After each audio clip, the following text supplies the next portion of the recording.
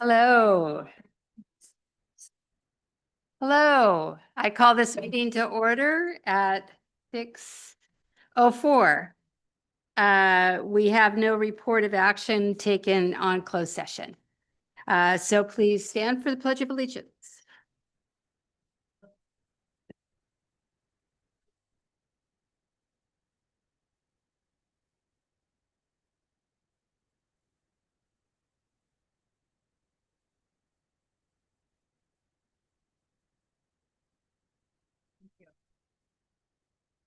Thank you.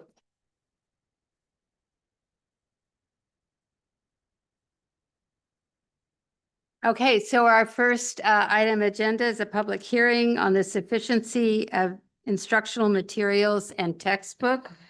I call the public hearing to I'm sorry. order. I should have said this with you. I should have said this with you earlier. I'd like to pull this item and bring it back to the next meeting. So, Okay. All right, the public hearing is. which normally for adoption and approval of the agenda, I want to pull number 7, the public hearing, and we're going to bring it back to the next meeting. We're not quite prepared for Okay. that. Okay, so the public hearing is pulled until next meeting. Okay, so our next item is presentations. And we have a site report from Mary Collins at Cherry Valley.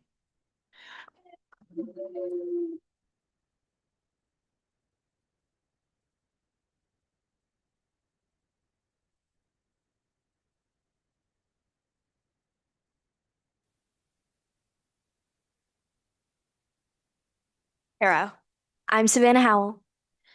I'm Zoe Paris. We are 7th graders who are excited to share a little bit about Cherry Valley with you. During this presentation, we want you to give a peek into what makes Cherry Valley unique.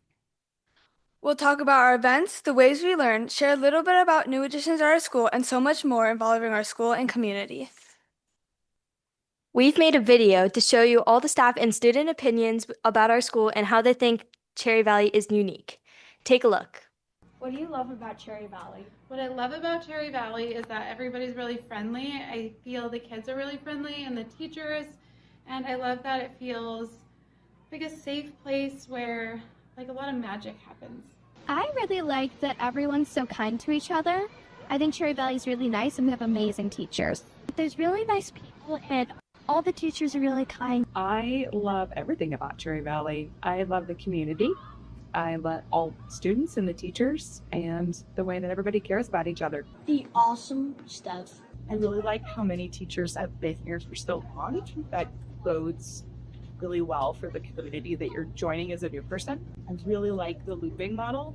I think that's a really great way of building community. Everybody does better when they feel like they're part of a community. I love K-8s. I taught at a K-8 for a long time before I taught here. And I also went to one as a kid. And I think it's an incredibly grounding and impactful place to learn. What do you love about your classroom? I think Mr. Watt, he makes the classroom really fun because he's always making jokes and it's really great. And I think we have really good supplies, classroom supplies. Like we have brand new colored pencils and I like our classroom. What I love about my classroom is I have a lot of hands-on things where the kids can explore and play and create an event or invent, and I love that I have this junk box where they can go and have a good time. My teacher's really nice. I have some friends in my classroom.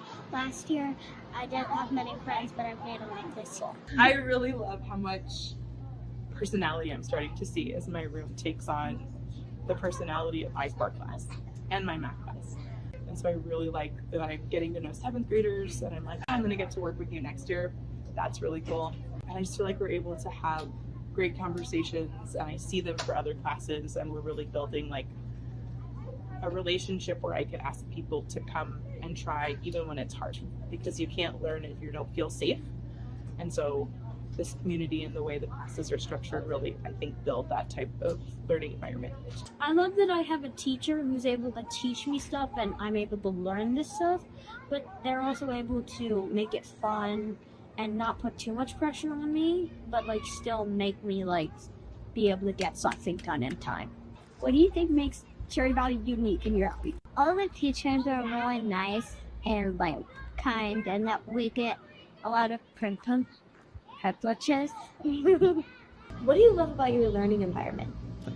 Oh gosh, it's really inclusive. I feel like teachers work really hard to make the learning really meaningful for all of the students. Thank you. You're welcome.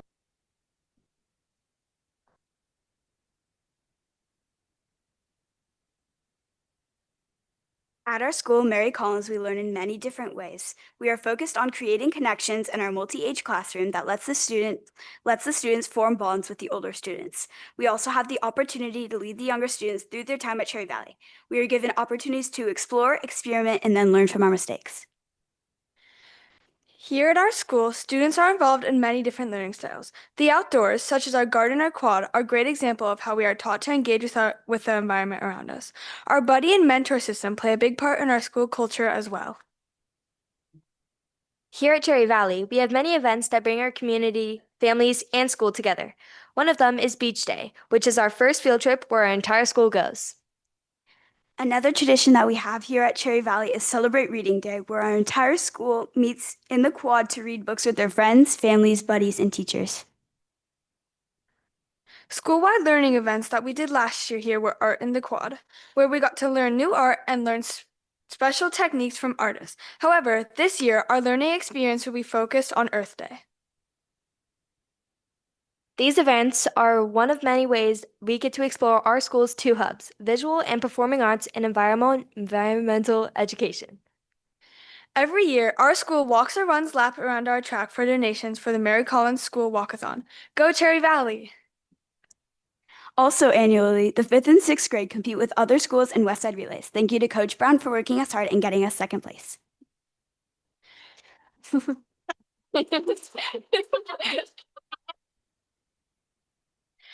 As of yesterday, all the 6th graders have gone off to 6th grade camp, which is held at CYO Camp Caritas. This fantastic trip is held into the 12th, when the students come back.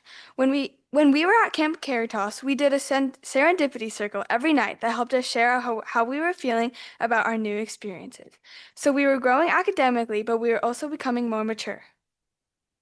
Also, yesterday, all the 7th graders had an amazing field trip that is done every year. They had a fun time on the ropes course. This isn't just fun, it teaches us to take risks, try new things, and trust our classmates.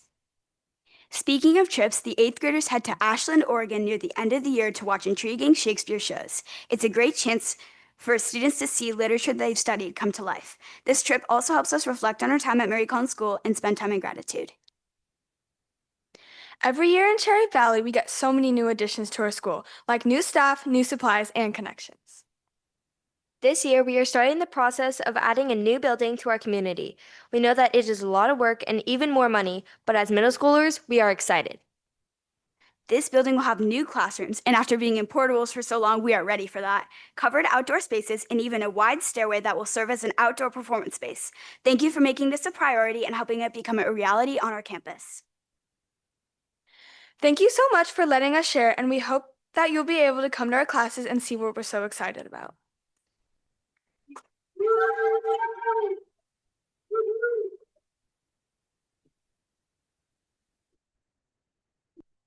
Thank you so much. That was awesome. Yes, it really was great. Thank you. Okay, we now have a presentation on the high school bell schedule update.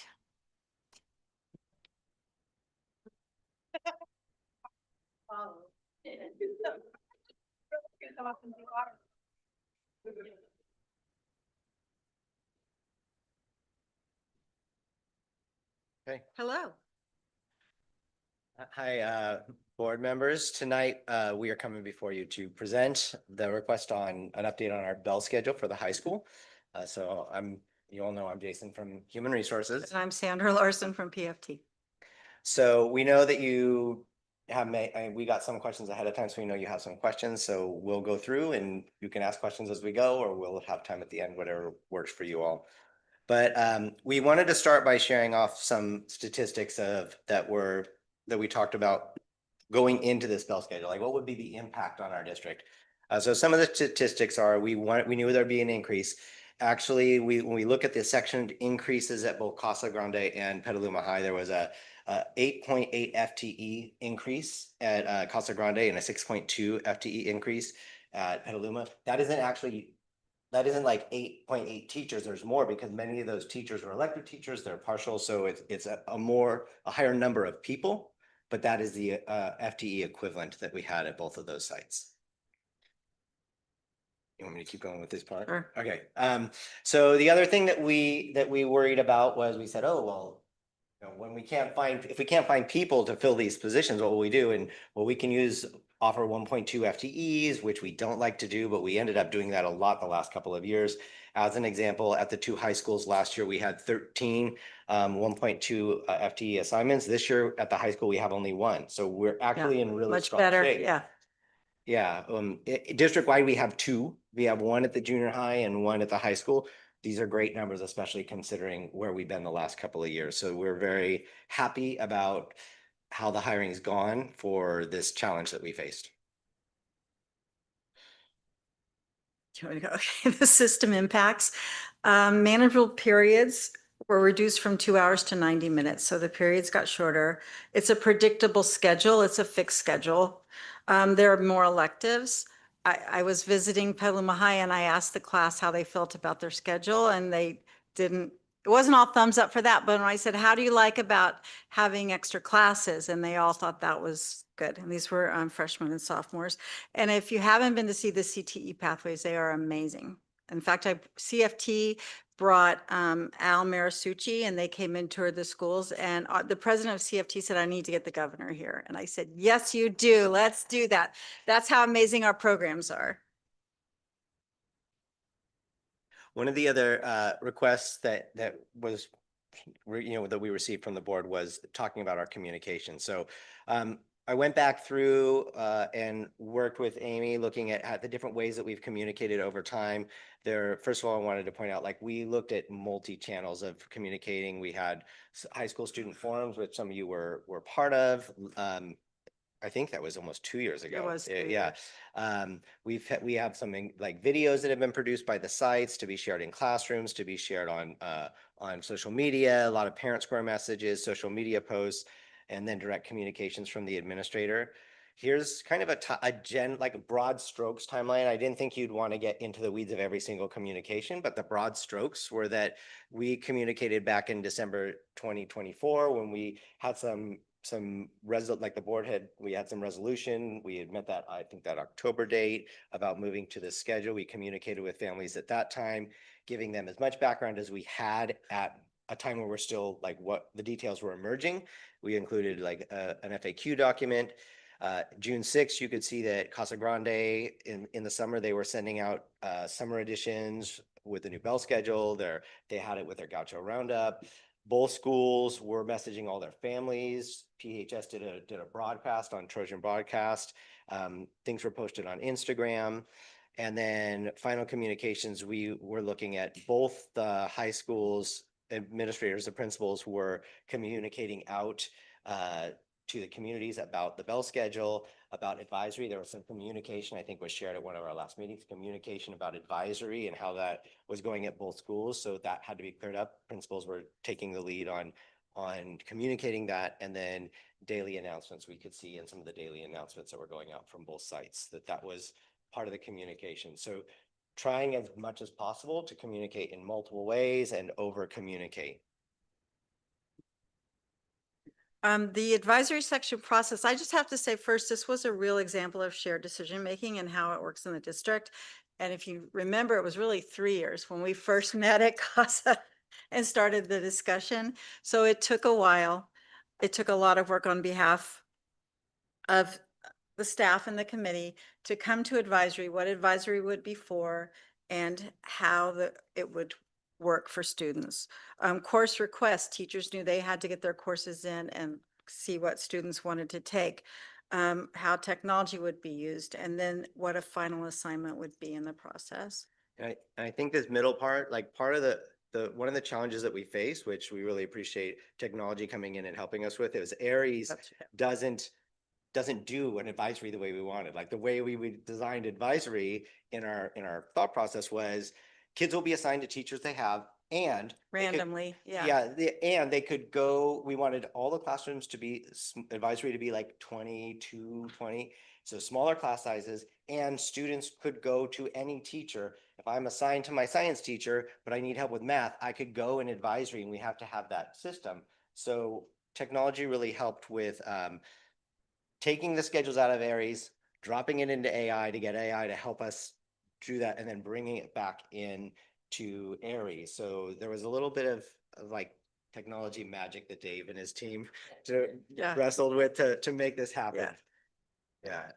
To be clear, without student names, we just had numbers in there. Yeah. Yes. Yes. Um, This is when I jumped to the purpose of advisory when we first started talking about it was to give students a smaller place that they could have a relationship with the teacher that they already have. Like Jason said, if they needed help, I can say, I need to go do this class. I need to work on this. So it was designed to have kids have a regular scheduled time in which they could see their person, their teacher for the entire year and get help with what they needed. And if they are in a wonderful place and can just work on their own, they have time to do their homework or anything they need to work on during that time. Go ahead.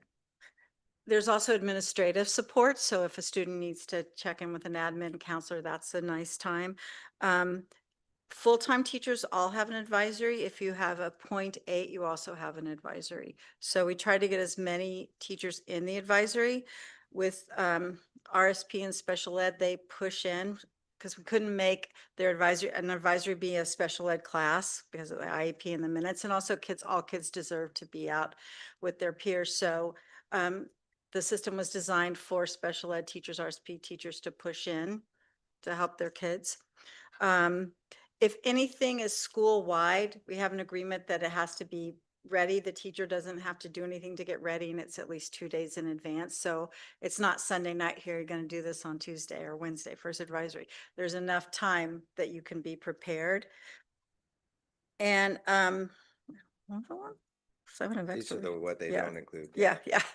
No extra tasks. No, it's not designed to be more prep for a teacher, more teaching for a teacher. It really is designed to have a time where you can be with your students and help them get what they need to get done. Yeah. One of the things that you'll see some of our ongoing questions, and I think they're probably some of your questions, we're sharing with you what the design was.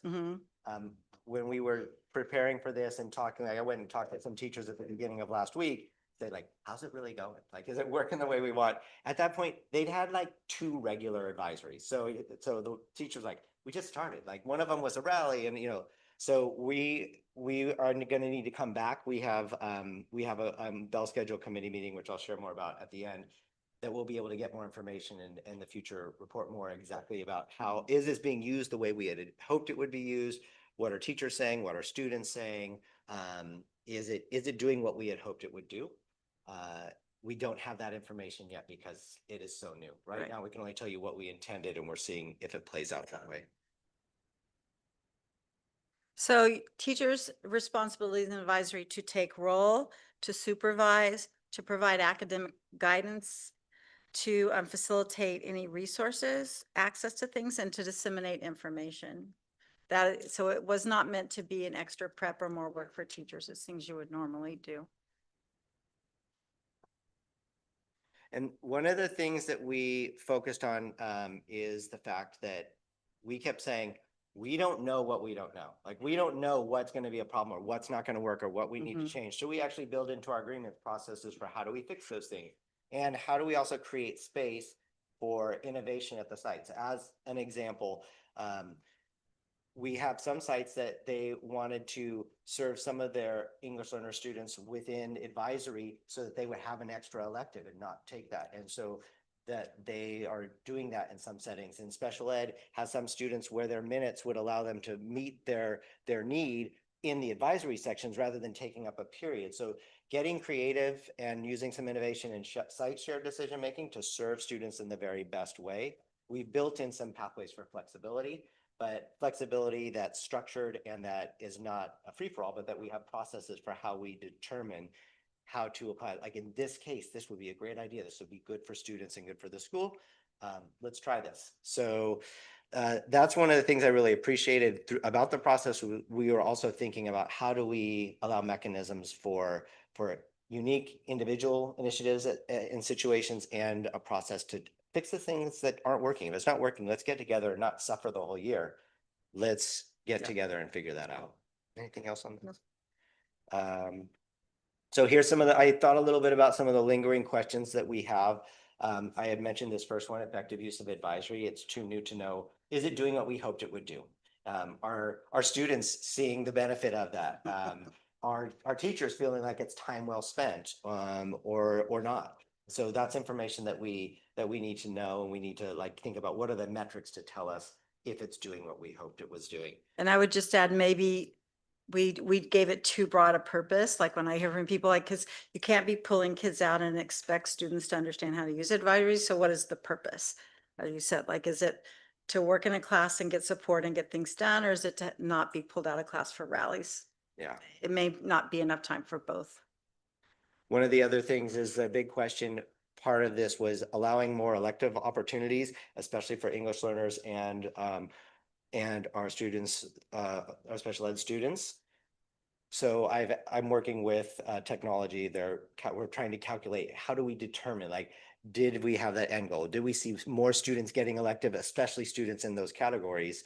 And also this last one, are students being given more access to pathways such as A through G and CT and others? So those are pieces that we're still working on. They take a little bit more time to calculate, but those are the important questions that are the foundation of why we made this move. Some of the foundations of why we made this move in the bell schedule was to serve our students in these ways.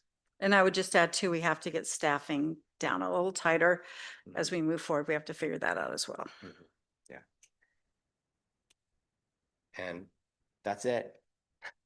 I have a couple questions. You have a question? Yeah. And I submitted these to Jason, so he knows they're coming. I do. I appreciated that. But you already answered one. So if my advisory is science, but I need help in math, and actually that could be me, how is that monitored? Do you have to get a pass from your math teacher to prove that you're going there, or how does that work? So our design on this was both high schools are using a software program that manages that, and it's supposed to be the design. We haven't checked yet. Is that working the way we had wanted it to work? So that's going to be an important piece at our meeting, is to say we had this idea that it would manage students, making sure that you don't have 40 kids in one class. Right, exactly. So yeah. And it would go two ways. If I, as the teacher, want to help you with math, I could request that you come to me. So it would go both ways. Okay, and how often is advisory? It's 2 times a week. It's on B days, so it's after 7th period. So that's going to be Wednesday and Friday afternoons. Okay, thank you. Any other question? Yes, Jessica. Kind of along with that, like with kind of, are you guys in charge of disciplinary for reasons like, again, like 40 students in one classroom, or what's stopping seniors from just kind of getting in their car? I'm not saying, I wish no one will do that. But I'm just saying, like, for disciplinary, is that something for more of the principal, or would that be kind of your job to decide? Like the discipline for students that don't go to Yeah, advisory? that just like say, oh, I'm gonna go to this teacher, and then instead just like goes get Starbucks or something. Yeah, that's a great question. It's one that we would work with our principals. Like, that is really, each site would try and manage that. But if it's happening at both sites, we would have to have conversations about, okay, how do we solve that? How do we address that? And I don't think we know that the answer to that yet. We also don't know. We'll be talking in our meeting. How often is that happening? We don't know yet, but it's a real question. Well, my kid did miss advisory and I got a call. Oh, good. Okay. One of those, like, missed advisory. And so it was like if she had missed second or third period class. Yeah. Yeah. Thank you, Jasmine, wherever you are. Yeah. Yeah. So I got the same notice I would get if she had missed another class, and Okay. I had to provide an excuse. So yeah. I came and spoke to the board last year when this was like announced about like advisory and everything. And first of all, I think advisory is a much better use of time for the school as a whole. This is A+, so thank you for that. And it makes a lot more sense. I was wondering, would it ever happen to have like, I feel like it'd be cool to kind of be like a reward for seniors to have good time management skills and are in good academic standing, discipline standing, to have optional advisories so you could work or volunteer during that time or babysit. I know a lot of people that are babysitting for elementary age families who need their kids to be picked up and stuff. And by 18 years old, you don't really need an hour of homework time because we've had 12 years of practice when to decide to do homework. I understand that a lot of kids need that and it totally makes sense. But like I knew kids my freshman year that would only come on 8 days to school as seniors. And it's like, I feel like we're like the first senior class that's like really like we have 7 periods and you get one off, which is the same as last year, which is 6. You know what I mean? So like I feel like it would be reasonable and like kind of a privilege to give seniors to maybe like have it off if they like earned it, as if when you like go to prom you have to have your detentions cleared and you can't have library books out and you can't do this. Like that might be a good that Were could they be just, something like missing their B days? like that. No, they just like they could have like 3 offs if they had their credits filled. Like You mean in? I only you need mean in 2 pouch credits years? left this year, but I have to take 6 classes, so it's like Paige, you're talking about like in previous years, you see that? yeah. I was just saying like my freshman year, like which is a while ago, I guess like 3 or 4 years ago. I just knew, or maybe they would come for 1 class or something. I'm just saying like we have a lot more school than seniors would have required before, so I feel like advisory might be a fun like. Yeah, it's a great, it's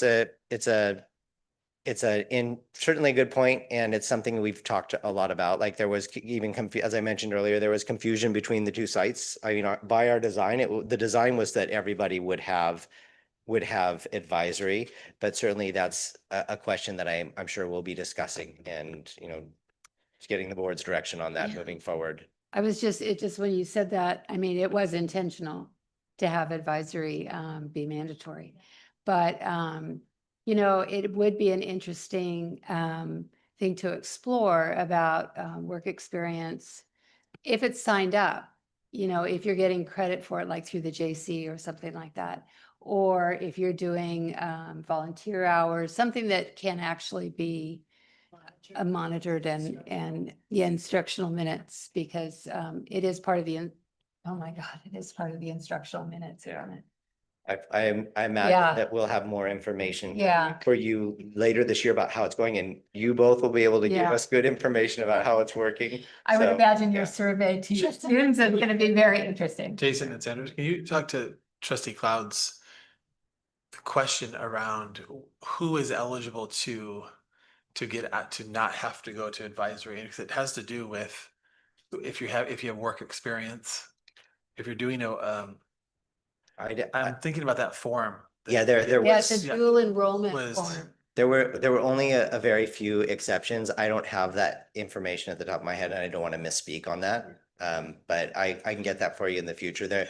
I know that Tony had outlined these are the acceptable reasons to not. And I think it was a work experience or an internship. There were a few things that, to your point around, particular, I think it's limited to seniors who are doing an Yes. internship or some sort of work experience that they were able to essentially opt out of advisory, but they had to be signed up for a few certain things. And so maybe, to Paige's point, that's something that we could look at maybe expanding for the seniors, but it would have to be something like educational related that's part of, yeah.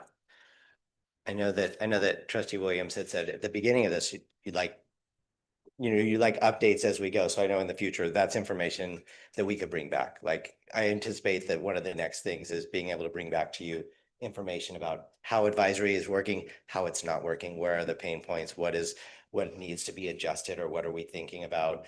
We could talk about, here's the current exemptions, here's other ones that have been suggested or we could consider. So if the board does want more updates, that's stuff that we would be bringing back in future reports. But it could also be from the perspective of teachers and staff. Could also be from the perspective of our students. Yes. That could be what we just talked about, Yep. having you guys get some good information for us. So yeah, there's too many jailbreaks coming out. Yeah, I think that's absolutely, a good point. I think it's something to monitor, how attendance is, for the advisory periods as we go, since they are end of day, and we should continue to monitor that and best way we can through Aries.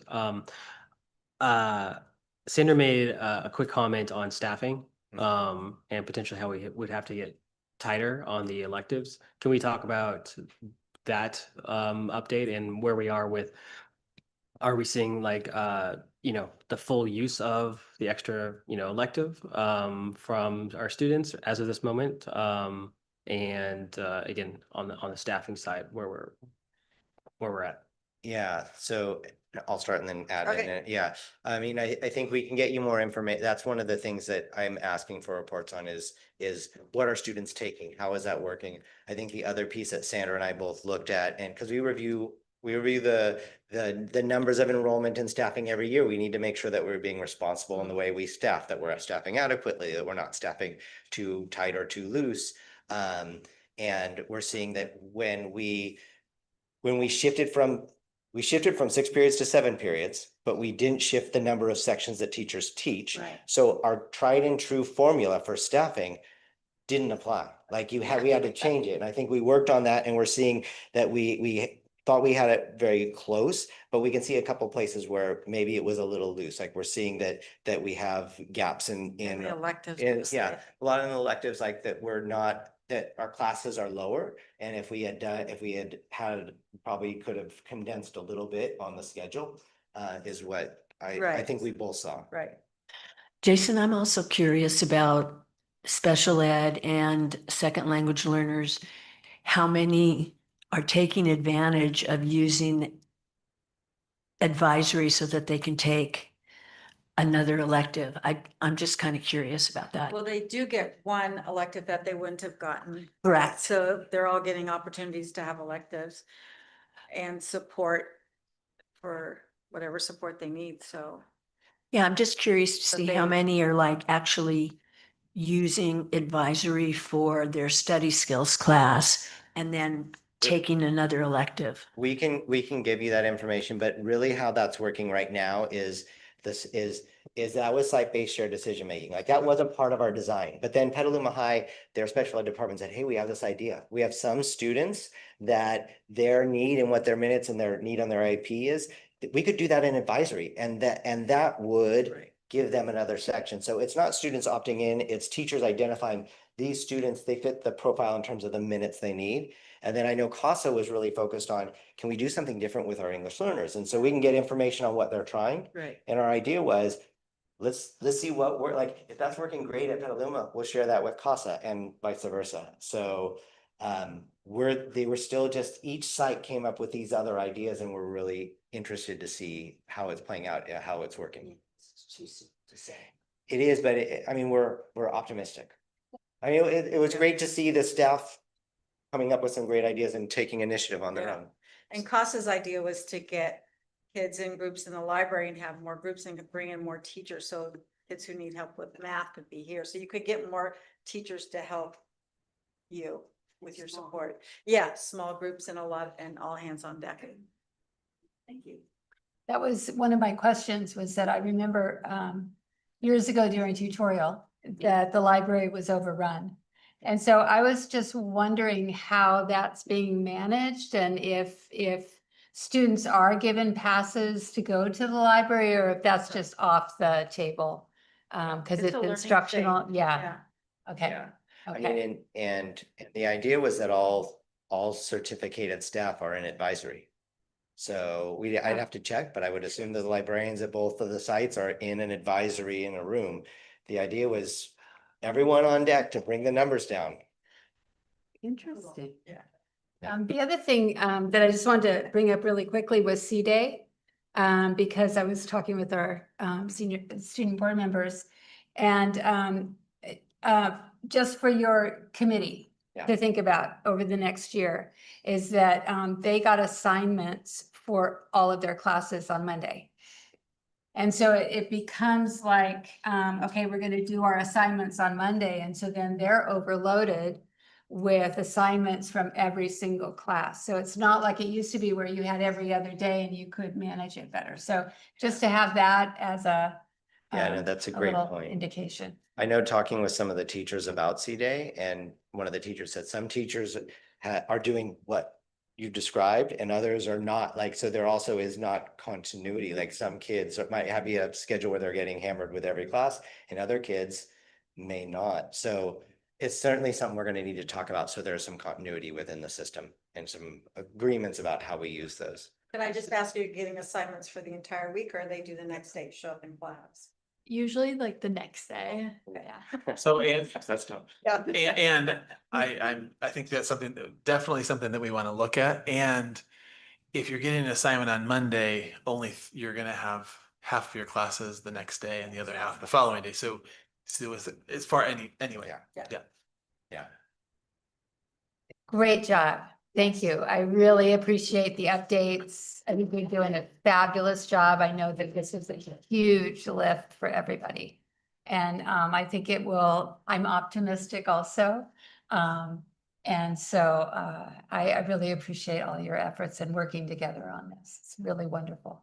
I just want to thank the two of you and thank the committee for all the work. I mean, this has been, like you said, Sandy, about 3 years in progress, 2.5, 3 years in progress to make this happen. If we think back to the why, right, we wanted the opportunity for all students to have, we looked at our A through G rates. Our A through G is the college ability to even apply for a Cal State or a UC school. We saw that our rates were lower than we wanted to see based on what students were sharing. And so this I think on the natural will raise those. I also think it'll help boost our graduation rates as well, just on the natural. And I wanted to share so that why as well is particularly our students, our English learners, our students with disabilities, any student who has a double English or a double math, the ability to take one of those electives. If you think back to your high school career, you may say, I hate going to school. I didn't like going to school, but that one French teacher, that one art teacher, that one theater teacher, right? Trustee Webster. That's what got me to go to school. And so having that additional course where we know that the idea that students can take those electives, and this is a good moment to say, but from last year to this year, we've increased by 50% our CTE, our number of CTE teachers. We have 32 career tech ed teachers now in our system up from 16. So 50%, teaching some really exciting courses. I mean, to think about myself going back to high school, like there's just a lot of interesting, great courses. And so when Sandra says we brought a congressman to come and look at our program, Assemblyman, sorry. Promote him. Well, state assemblyman, to come to our program and say, we need to get the governor here because of the great programs that they're offering in Petaluma City Schools. That's a reflection of this, we're adding more courses, and we know that it's expensive. It is expensive, and it's what's right just for our students. It's what our students in this community deserve. So. Also, Sandra, thank you for talking about the shared decision-making and how that really worked. I appreciate that. Yeah. I just want to say one thing about electives too. I think electives give students a chance to find a passion they maybe didn't know they have, that they carry on for their whole life. So the more electives experiences kids can have while they're in school, they'll take with them forever. So I agree with that. It also gives them a trusted adult. Yeah. Excellent. Any other questions? All right. Thank you. You're both. Okay, we're gonna take a short break for about we'll come back at 6:50. Okay.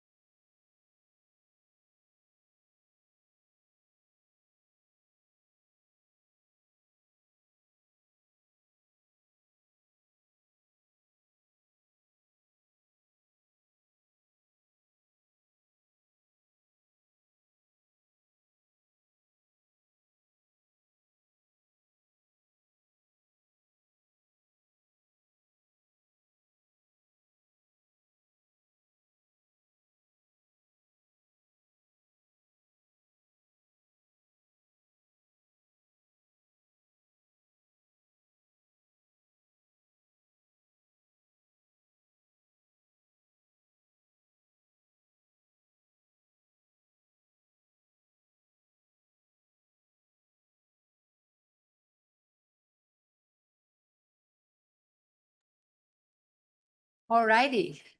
I'm calling this meeting back to order at 6:51.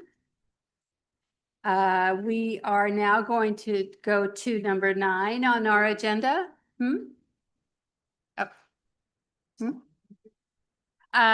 Which is comments from the public on non-agendized items. Let me read our board protocols for public comment.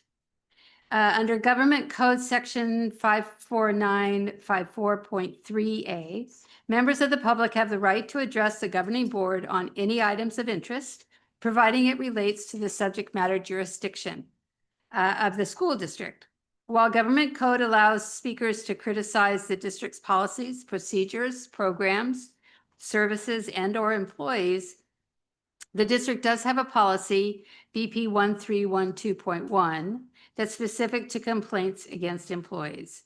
Should comments from the public pertain to a specific district employee, the board requests that the complaint first be submitted in writing to the employee's immediate supervisor for investigation. If the comment is about something that is not on the agenda, it will be heard only during the public comment on non-agendized items period, which is now.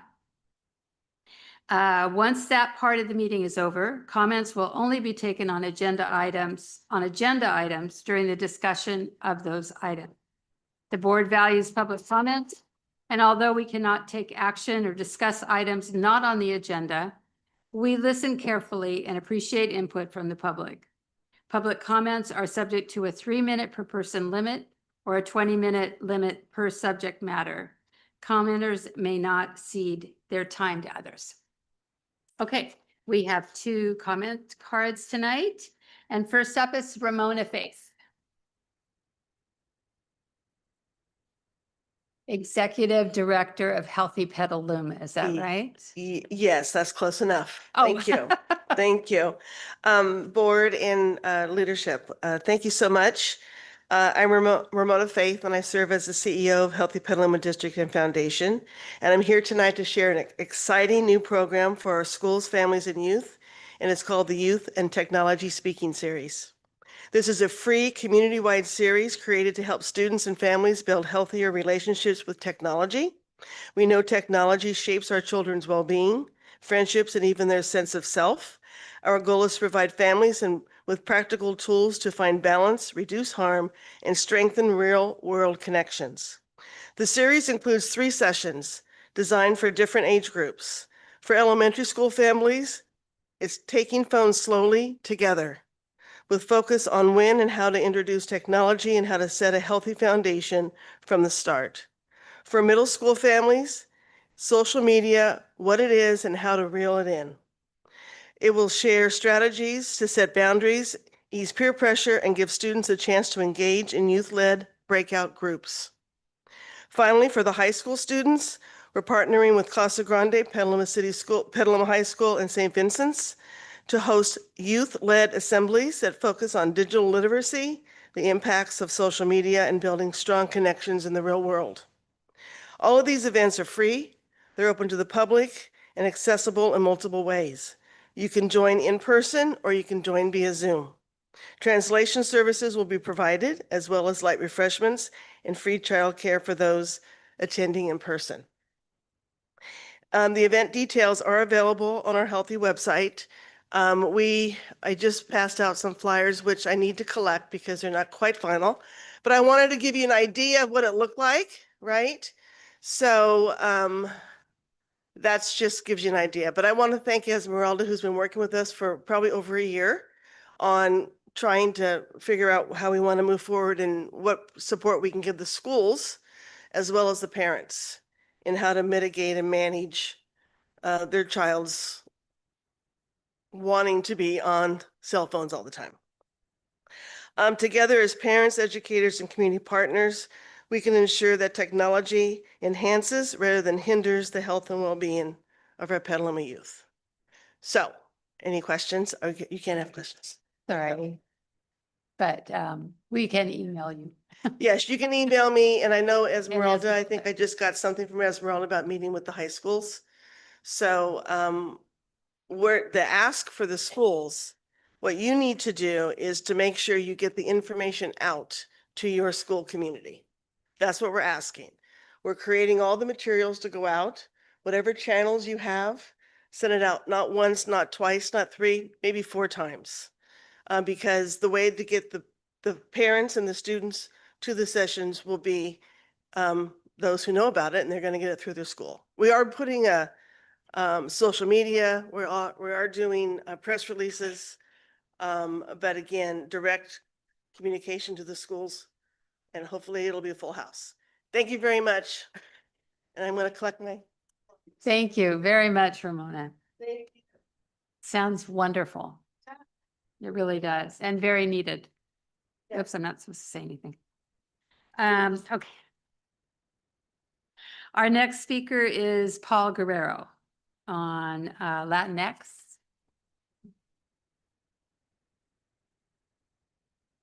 Hi, everyone. I'm Paul. Some of you know me. I tend to make a little noise here and there occasionally, but I'm very passionate about what I talk about. I'm going to read a couple of excerpts right now from the California Fair Education Act, a study of the role and contributions of both men, women, Native Americans, African Americans, Mexican Americans, and many more groups that are not represented typically in normal curriculum. That's a commitment, right, that all schools make. Petaluma School District website. Diversity as an asset is an asset that strengthens and enriches our learning community. We all believe in diversity. We all champion it. Fair representation, what I believe should look like. This has not been my experience, by the way, in almost starting my 4th year with the district, with a student in the district. What I would love to see is a district that recognizes the value of Hispanic contributions and leverages critical time periods such as Hispanic Heritage Month by providing curriculum guidance that all teachers must provide to the students. In our school, for example, we spend more time on salsa contest than we do on curriculum during this period. Salsa contest is not part of that period, but it's just an event that is an example of what we're focusing on when we have opportunity to do other things. The district that recognizes the importance of ensuring all students learn in an early age what leaders can look like and do look like. With an 80+% white teacher population, every day our students, Latinx, 30 to 40% of your classroom is being imprinted with what leaders look like. They're going through every year and they see that. It's your duty as the leaders in the community of the school district to help these teachers teach these students what leaders look like. Hispanic Heritage Month passes us by every year. We miss those opportunities to show these kids, here's a leader that looks like you. Here's a leader that looks like you. And the teachers are wonderful. I'm not criticizing the teachers. They're all wonderful, but they can't do this all by themselves. And they may not even understand that there's an opportunity here. So they really need district to step up and give them guidance. And it only takes a few minutes to show and talk about a leader in any other community or demographic. And I want to tie back that into the math scores in Latinx. Now I'm going to jump a little bit here because I think it's all related, the Latinx group. Math scores, there's such a gap between math scores in Latinx and the white demographic. It is ugly. And so I can only share my experience as a Latinx father. I have a daughter who, and many of you know this, she joined Mensa at 4. She's 99 COGAT percentile last year in 3rd grade. She learns 99% of her math lessons at home because what you're providing her in class is just insufficient. She is at the end of 5th grade level at home. She's being asked to wait out in 4th grade, which she was doing almost over a year ago, and sit through class and just be quiet. Seconds. Okay, thank you. So what I think it's all related. If you can identify opportunities or how to serve one student that's glaring example of needing more, how are you actually going to identify those kids that have high potential, that aren't showing good grades, that aren't actually, testing well? Those are smart kids that are being missed. And I think I know why. I think no one's looking for these kids, and that's why your scores are so low and they're not represented. And you've got to change something. And it's really ugly. And I think it's really sad that, I can see this. I mean, a lot of parents don't have time to dig into it, but I've been digging into this stuff and I've been requesting records from you guys, and Matthew knows this. And I think there's so much opportunity here that's glaring us in the face. And start with Hispanic Heritage Month now. The kids need it in this district more than ever based on the climate. I'm a citizen. I feel the anxiety. Anyways, I just think there's a lot more you guys need to step up on, and I'm going to challenge you guys to do that and help these kids see what leaders look like and help the kids that need more opportunity in math. It's a universal language. There's no language barriers. All right, thank you guys. I appreciate it. Thank you very much. I won't go over next time. It's okay. Thank you. It wasn't that much. Thank you very much. Okay, thank you. Okay, moving on to 10, we need an adoption and approval of the. I move to adopt and approve. I second. Just. Hi, I'm gonna move to amend the agenda to remove the public hearing. Thank you. Second. All those in favor in amending the agenda? Aye. Any opposed? Agenda is amended. I move to approve the agenda as amended. Second. All those in favor? All right. Aye. Any opposed? The agenda is approved. Okay, we're going on to activities and correspondence of school board members. And then if anybody wants to talk about their, what they've been doing, please I'll just read it off and then you can respond. Back to school night at Kenilworth, Club Rush at Petaluma High School, Alternative Education Committee check-in, and the California Association of African American Superintendents and Administrators Conference. That sounds really interesting. Okay, after a while. And then Ellen went back to our board rep, back to school night at McDowell, Petaluma High School, and the Quad grand opening. And then you met with Dr. Tracy Benson as preparation for next week's equity training for administrators. Jessica was quite busy. She met with her principal, Erica Noon, to help her set up a new group called the Student Advisory Council, and to encourage another leadership opportunity for students to not be afraid to share their opinions. Could you talk about that a little bit? We'd really like to hear that. Yes, so Miss Noon came to me with this idea, and I'm also working with our ASB president, Jack Dufour, on this as well. And right now we're about to put out posters, and the Student Advisory Council is a way for students to not have to go through a whole process to be an ASB, another process for them to be like, I have an issue with this or that policy from the school, or I want to change our menu.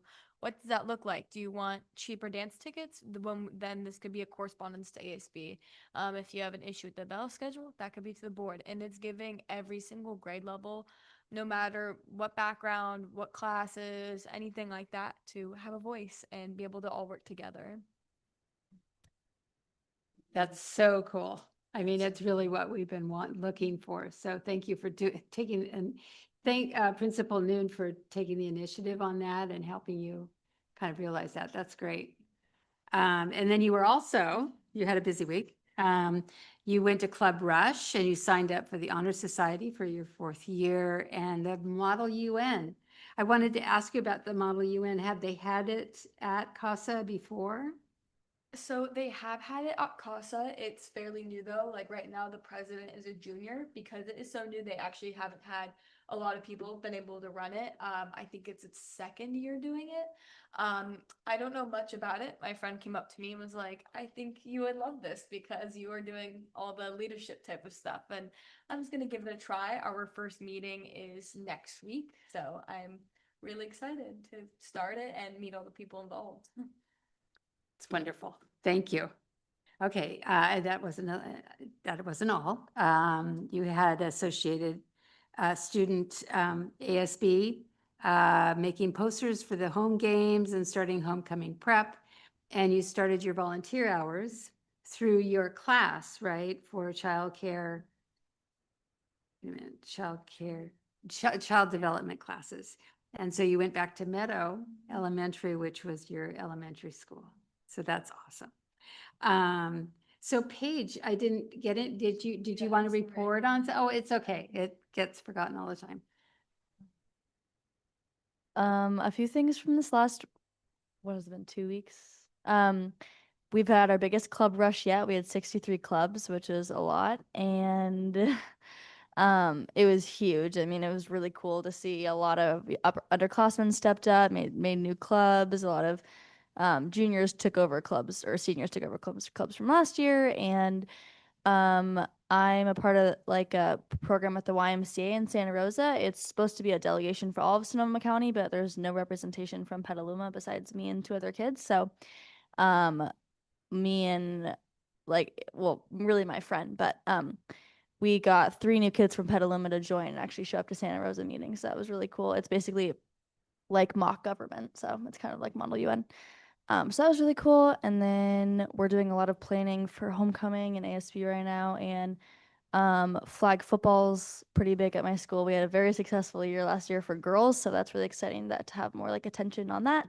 And I'm running the homecoming rally. So it's kind of exciting because usually we always have like all the football players run out and we have fog machines. And then at the Egg Bowl rally, all the football players do a dance. Like it's all about football. But this year I'm having all of the sports captains wear their gear to the sports game. All the sports captains, even girls, get to run out during the rally. And we're going to have fog machines for everyone. And it's going to be Egg Bowl's pretty much about football. So it's going to be a little more football heavy, but like I'm like, it focus doesn't need to be on football for the homecoming rally because like a lot of sports have like homecoming type games. So yeah, we're doing that. So that's really exciting to see some like very feasible, whatever that's called, not feasible, but like very tangible change happening in rallies, which is, I feel like it's cool. So yeah. Excellent. Thank you. That's wonderful. Ryan, you went to PHS Back to School and you went to the Grant PTA meeting. Anything you wanted to comment on? How awesome Safe Routes to School is? Thank you. Of course, yes. No, there was a Safe Routes to School presentation, and it was great to see, I think, some of the planned changes and implementation. Grant was the last school, so they are, everyone's chomping at the bit to see a couple more of the, implementations from the city, and identified a couple of new issues, but it's good. Thank you. Just for my own edification. I appreciate it. Okay, and then I went to the alternative education check-in. And then McDowell school visit included the junior high. So it was really awesome to see them in action. All speaking Spanish. Okay.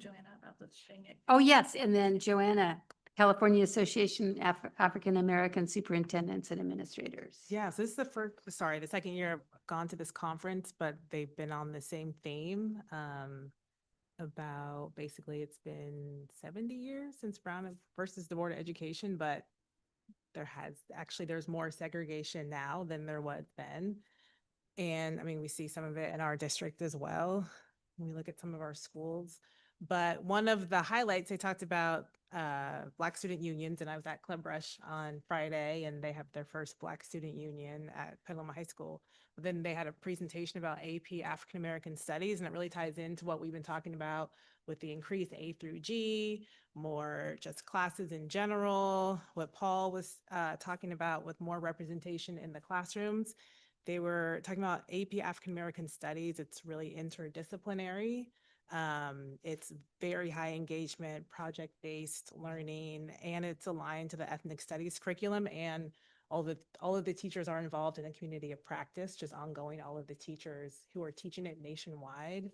And it's one of their highest requested AP classes right now. They had someone from the College Board presenting about it, and it has one of the highest pass rates of any AP class nationwide. So I would love to see us eventually get an AP African American Studies class in PCS. So I would love to take that. I wish we offered that. So make it happen, Paige.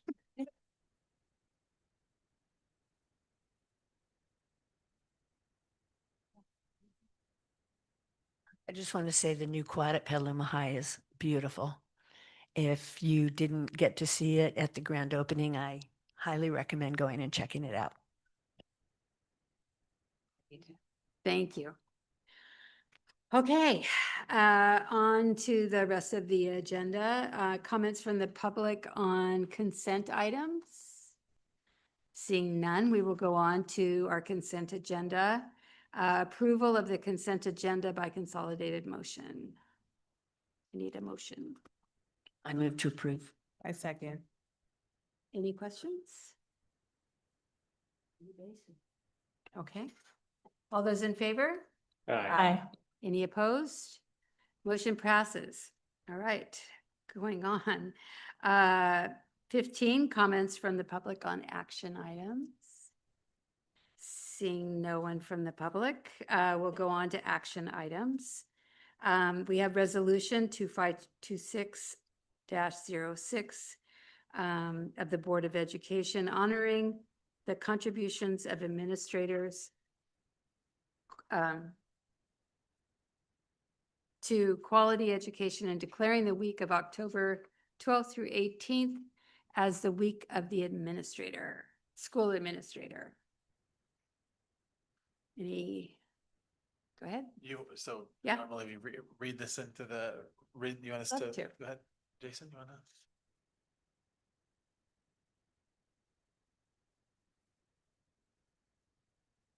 Oh, I should read. Great. Since you are an administrator. Edit. I forgot I had it. Okay. Whereas leadership matters for California's public education system and the more than 6 million students it serves. And whereas school administrators are passionate, lifelong learners who believe in the value of quality public education. And whereas the title school administrator is a broad term used to define many education leadership posts in both certificated and classified capacities. And whereas most school administrators began their careers as teachers, the average administrator has served in public education for more than a decade. Most of California's superintendents have served in education for more than 20 years. Such experience is beneficial in their work to effectively and efficiently lead public education and improve student achievement. And whereas public schools operate with lean management systems, across the nation, public schools employ fewer managers and supervisors than most public and private sector industries, including transportation, food service, manufacturing, utilities, construction, publishing, and public administration. And whereas research shows great schools are led by great principals and great districts are led by great superintendents. And whereas the state of California has designated the second full week in the month of October for each week of each year, as the week of the school administrator in Education Code 44015.1. And whereas the future of California's public education system depends upon the quality of its leadership. Now, therefore, be it resolved that the Board of Education of the Petaluma City Elementary School District and the Petaluma Joint Union High School Districts hereby proclaim the week of October 13th through 19th, 2025 as week of the school administrator, commending all school leaders for the contributions they make to successful student achievement. Yes.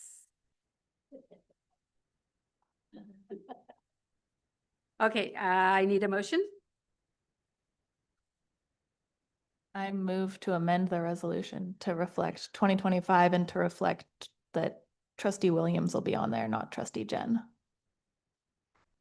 Oh, I didn't. Yeah, that was on the second page. I'll second. Okay, all those in favor of the amended resolution? Just the Aye. amendment of Aye. the resolution? Aye. Okay, I move to adopt the resolution as amended. I'll second. all those in favor? Aye. Any opposed? Wonderful. We have a wonderful recognition of our school administrators. Thank you.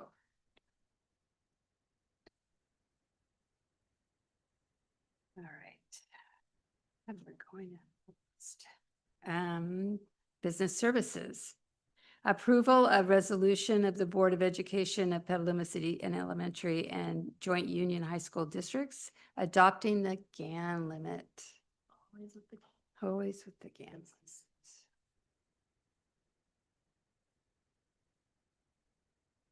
Tonight, we bring forward Resolution 2526-05, adopting the GAN limit.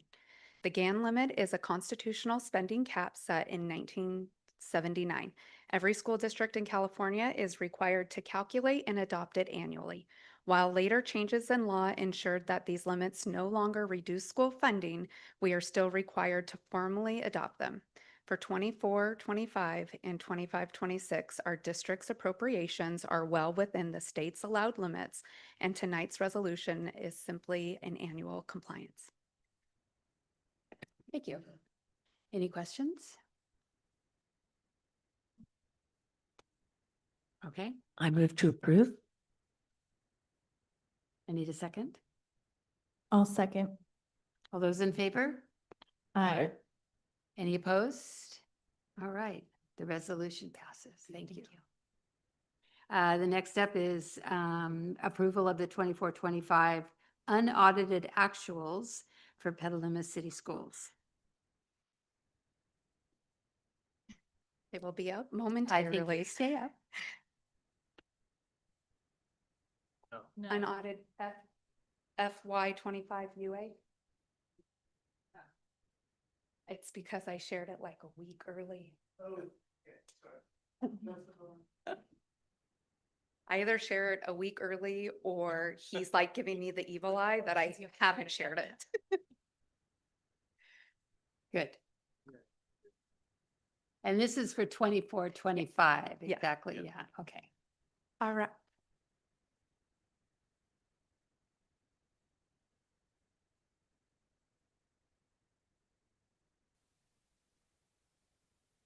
All right, thank you. So tonight we bring forward our unaudited actuals for the 24-25 school year, which ended on June 30th of 2025.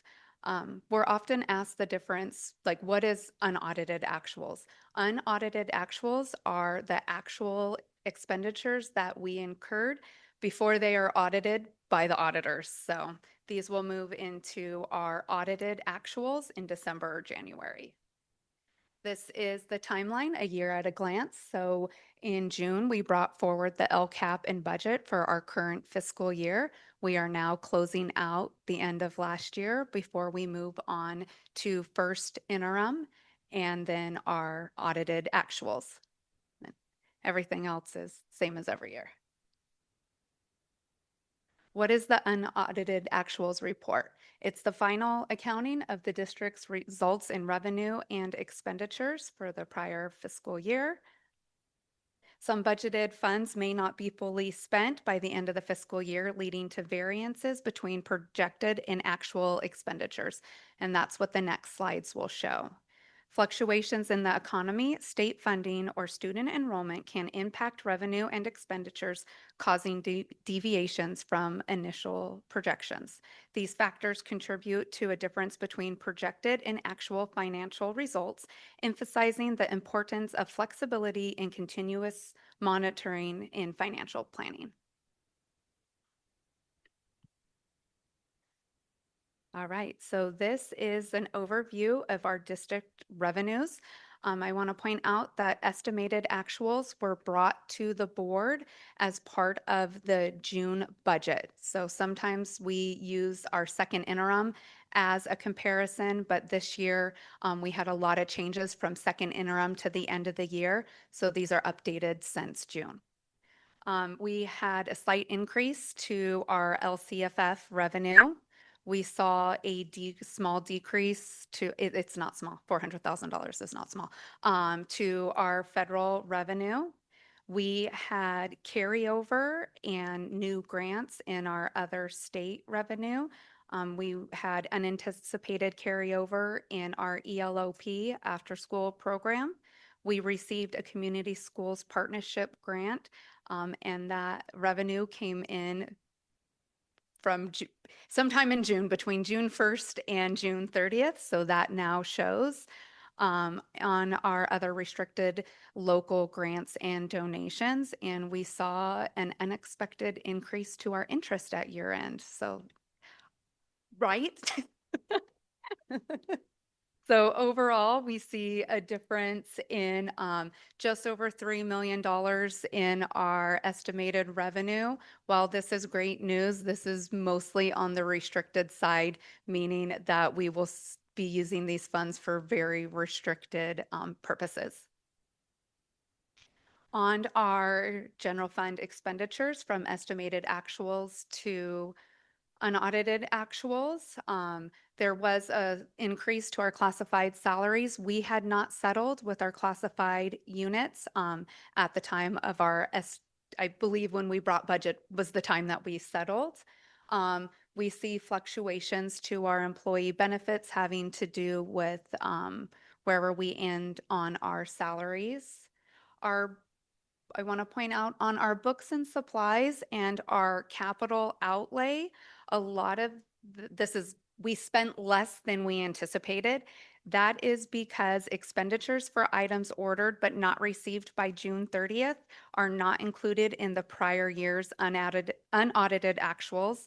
These funds are carried forward into the current year's budget and will be reflected in first interim reporting to ensure accurate financial reporting. So we will see these when we bring back first interim, there will be an increase to expenditures on the capital outlay. We had the kitchen infrastructure grant, which we did not receive the items by June 30th.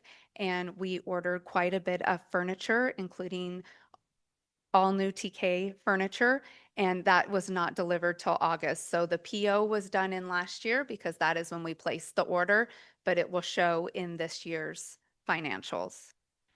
Other than that, our services and other operating, that has to do mostly with the carryover for our ELOP. So likely now that we have carryover, we will see an increased expenditure in our current year reflected at first interim. So our overall expenditures were down $2.7 million.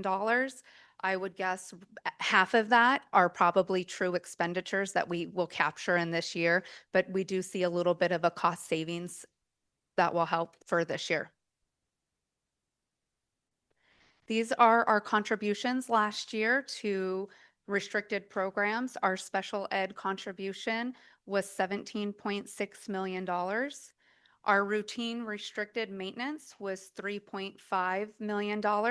We have a legal obligation to give 3% of our annual operating budget for routine restricted, and it is broken out. So that program is full contribution every year. Our parcel tax was a contribution of $486,000 in last year, and that was specifically to Measure C, formerly known as Measure K, which is the secondary parcel tax, and Measure the old elementary parcel tax. I am drawing a blank. D, B, E. Not D. E. E is the new one. Yeah, it's D. D. D. Thank you.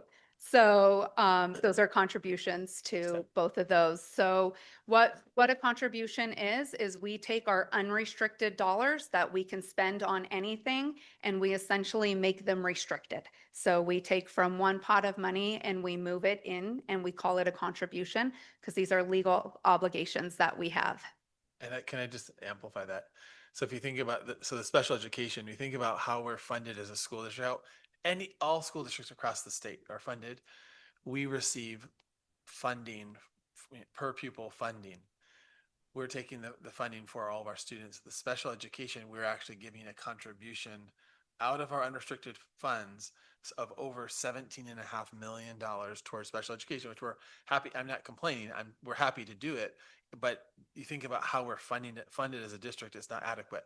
When we think about go down to the parcel tax, this is already taking into account all the money we receive for the parcel tax.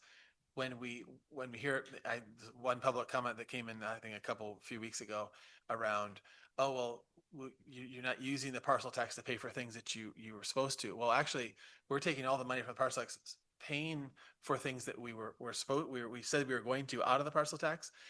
And we're taking $486,000 out of the general fund to contribute because it's not enough. So I just want to make that hyper clear. And to the point on the parcel tax, this is specifically for salaries. We also have carried forward allocations that in prior years had been previously came out of the parcel tax that are coming out of other funds too. So the amount actually, there's about an additional $200,000 that are spent annually that at one time came from parcel tax funds. So this shows our beginning and ending fund balance. We started the year with $30.3 million and we ended the year with $23.3 million. I do want to point out on this slide, if you look at our beginning fund balance for our unrestricted versus our ending fund balance, we really spent this last year focusing on spending down restricted dollars that we had carryover. Some of them were expiring and other ones had been kind of hanging out for years. So we did this to free up as much of our unrestricted to maintain our reserves. These are our special funds ending balances, adult ed, cafeteria, our deferred maintenance, which we opened just over a year ago and put one deposit with that's a little bit of interest. We have not had an opportunity to make a contribution to that. We were lucky enough. This was before we passed 2 bonds last November. So this is something that long-term we will want to look at, but we are lucky enough to have that source of funding right now. We have our capital facilities funds. This is often referred to as developer fees. These are impact fees that people pay when they are adding on to their houses or building new houses. It is to help with any sort of increased enrollment you may see as a district. We have our reserve for capital outlay fund, enterprise fund, a self-insurance fund for our dental, and we have a foundation trust that was set up for scholarships. And the interest is used each year to offer. Last year, I believe there were 2 $1,000 scholarships offered. This is by an outside foundation. They run the whole thing and then they send us the paperwork. Once we verify enrollment for the students who are selected, we then write a check to either the students or the colleges they're attending.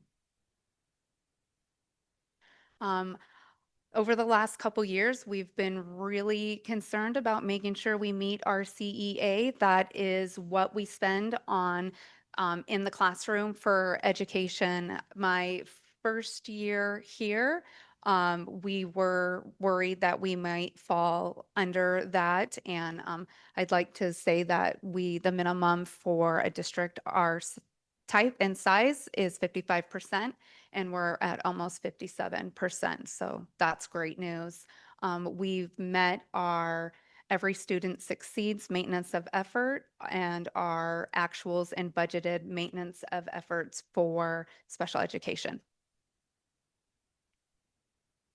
The next steps are the Sonoma County Office of Education will review, approve, and forward this to the CDE. Then the CDE will review and post it to Ed Data website. External audit firms will audit the data, and that is what we will see in December or January. There's a lot often extensions granted each year, so we don't always know when it's going to be. And then we will submit the audited financial statements to the Board of Education for final approval. And I always like to end with a gratitude slide. This time of year is a lot of hard work from the business department and from all of the departments that have to help gather the information so we can close. We have to make sure we get in all of our final pay claims and close out POs. And it's also the beginning of the year, which can be challenging. So with that, are there any questions? Any questions?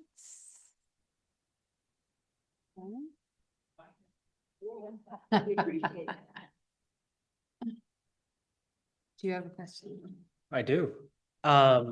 So when I was reviewing the attachment, thank you for the highlights and making, I think, the 100 pages of budget Excel documents much more clear, and pulling out the big pictures.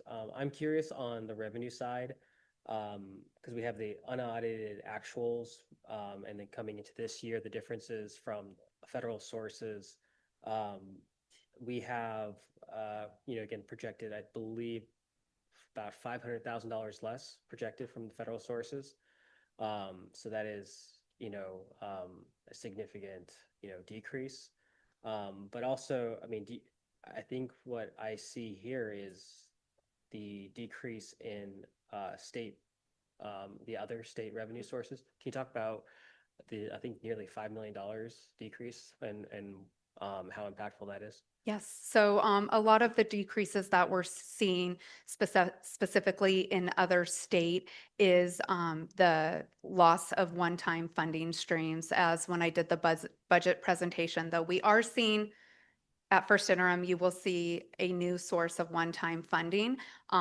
Districts in California over the last 5 years have been living off of numerous sources of one-time funding, and this reflects the expiration of those funds. If we're given an allocation, say, of $9 million over 3 years, you generally see a third of it each year. So some of these funds, though they were implemented 3 years before, we continue to see the revenue. For some of these sources, you don't get the revenue until you've spent what you've seen. So that's really why we've seen, and I think really the implementation of this year's budget really saw how what that's done to our district and our financials, our financial picture, where we have had these opportunities to maintain higher levels of staffing and expenditures, robust programs, and educator effectiveness, travel and conference. Though we have a little bit of carryover in some of these programs, so much that of them will go away. The arts and music discretionary block grant, which was a huge income source for us, we have limited carryover for the end of this year. Educator effectiveness, which we've been able to use for 3 years for all of our professional development, including our PD days. We're down to, we had carryover of $300,000, which most of has actually already been spent in this year. So that's really where we are going to see the impacts the most. We have had quite a bit of carryover in our Prop 28, which is our arts and music in schools allocation, where we did not spend in the first year we received it. So now we're going to see so now as we're spending down our carryover for a year, we were able to double up. It looked like to double the revenue because it wasn't spent in the first year. So as we continue to spend down, though that is an ongoing source, because we had carryover, we've been able to spend more in each year. So we'll start seeing the impacts of that, where any sort of carryover that we had as it goes away. And to speak, if you guys have not been lucky enough to look at the 100-page document, it does show our actuals, and it shows what our budget was, but it takes into account any changes that we made. So this, on the budget side of it, now it's like an auto calculation. But for the federal revenue, because we saw the decrease in this year, we carry it forward. I do want to point out that in our current budget, we still have budgeted our federal revenue as received in last fiscal year. I know it's been all over the news about funding restored and all of these great things. I want to point out that though there maybe is a plan in place, the federal budget is not enacted until October. We have not received any updated information. We do not have current year allocations that we normally have this time of year that was at the very least from the the previous year. The last allocation we had is from May, and we know there was a very different world with the federal funding between May and June. So though we're still showing the federal revenue, we really we won't know what that is until September or October, and it will be reflected in the first interim. Then we do also, like so many of our other restricted funding sources, we have quite a few salaries charged there. So any salary that was already charged there, we will have to, if that funding goes away, we will have to find a way to pay for it. We have frozen anything that is additional expenditures like supplies and other operating, waiting for October to see. So what we've been doing since the beginning of this fiscal year is trying to be very mindful of what type of resources we're using, what is restricted, what is carryover, and really noting that, because any sort of that funding that is being used in current year, that's when we look in our multi-year projections years out. While at budget, we were looking at a $5 million needing to eliminate $5 million in spending in the out year, because that we don't know what it's going to look like. Thank you, Amanda. I mean, I think you made it quite clear about the uncertainty out of the state and federal budgets and the future and how that's impacting resources for staff and resources for the students. And, you know, and we've already heard tonight, like just the amazing programs from like CTE and like putting to the bell schedule and like really, I think, making like impacts to the classroom and having more trusted adults on campus. So thanks for, you know, highlighting how some of those potential of those positions and I think the progress the district has made is at risk.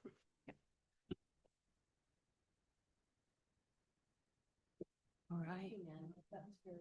That was great. Thank you. All right. We need a motion. I move to approve the unaudited actuals for 24-25.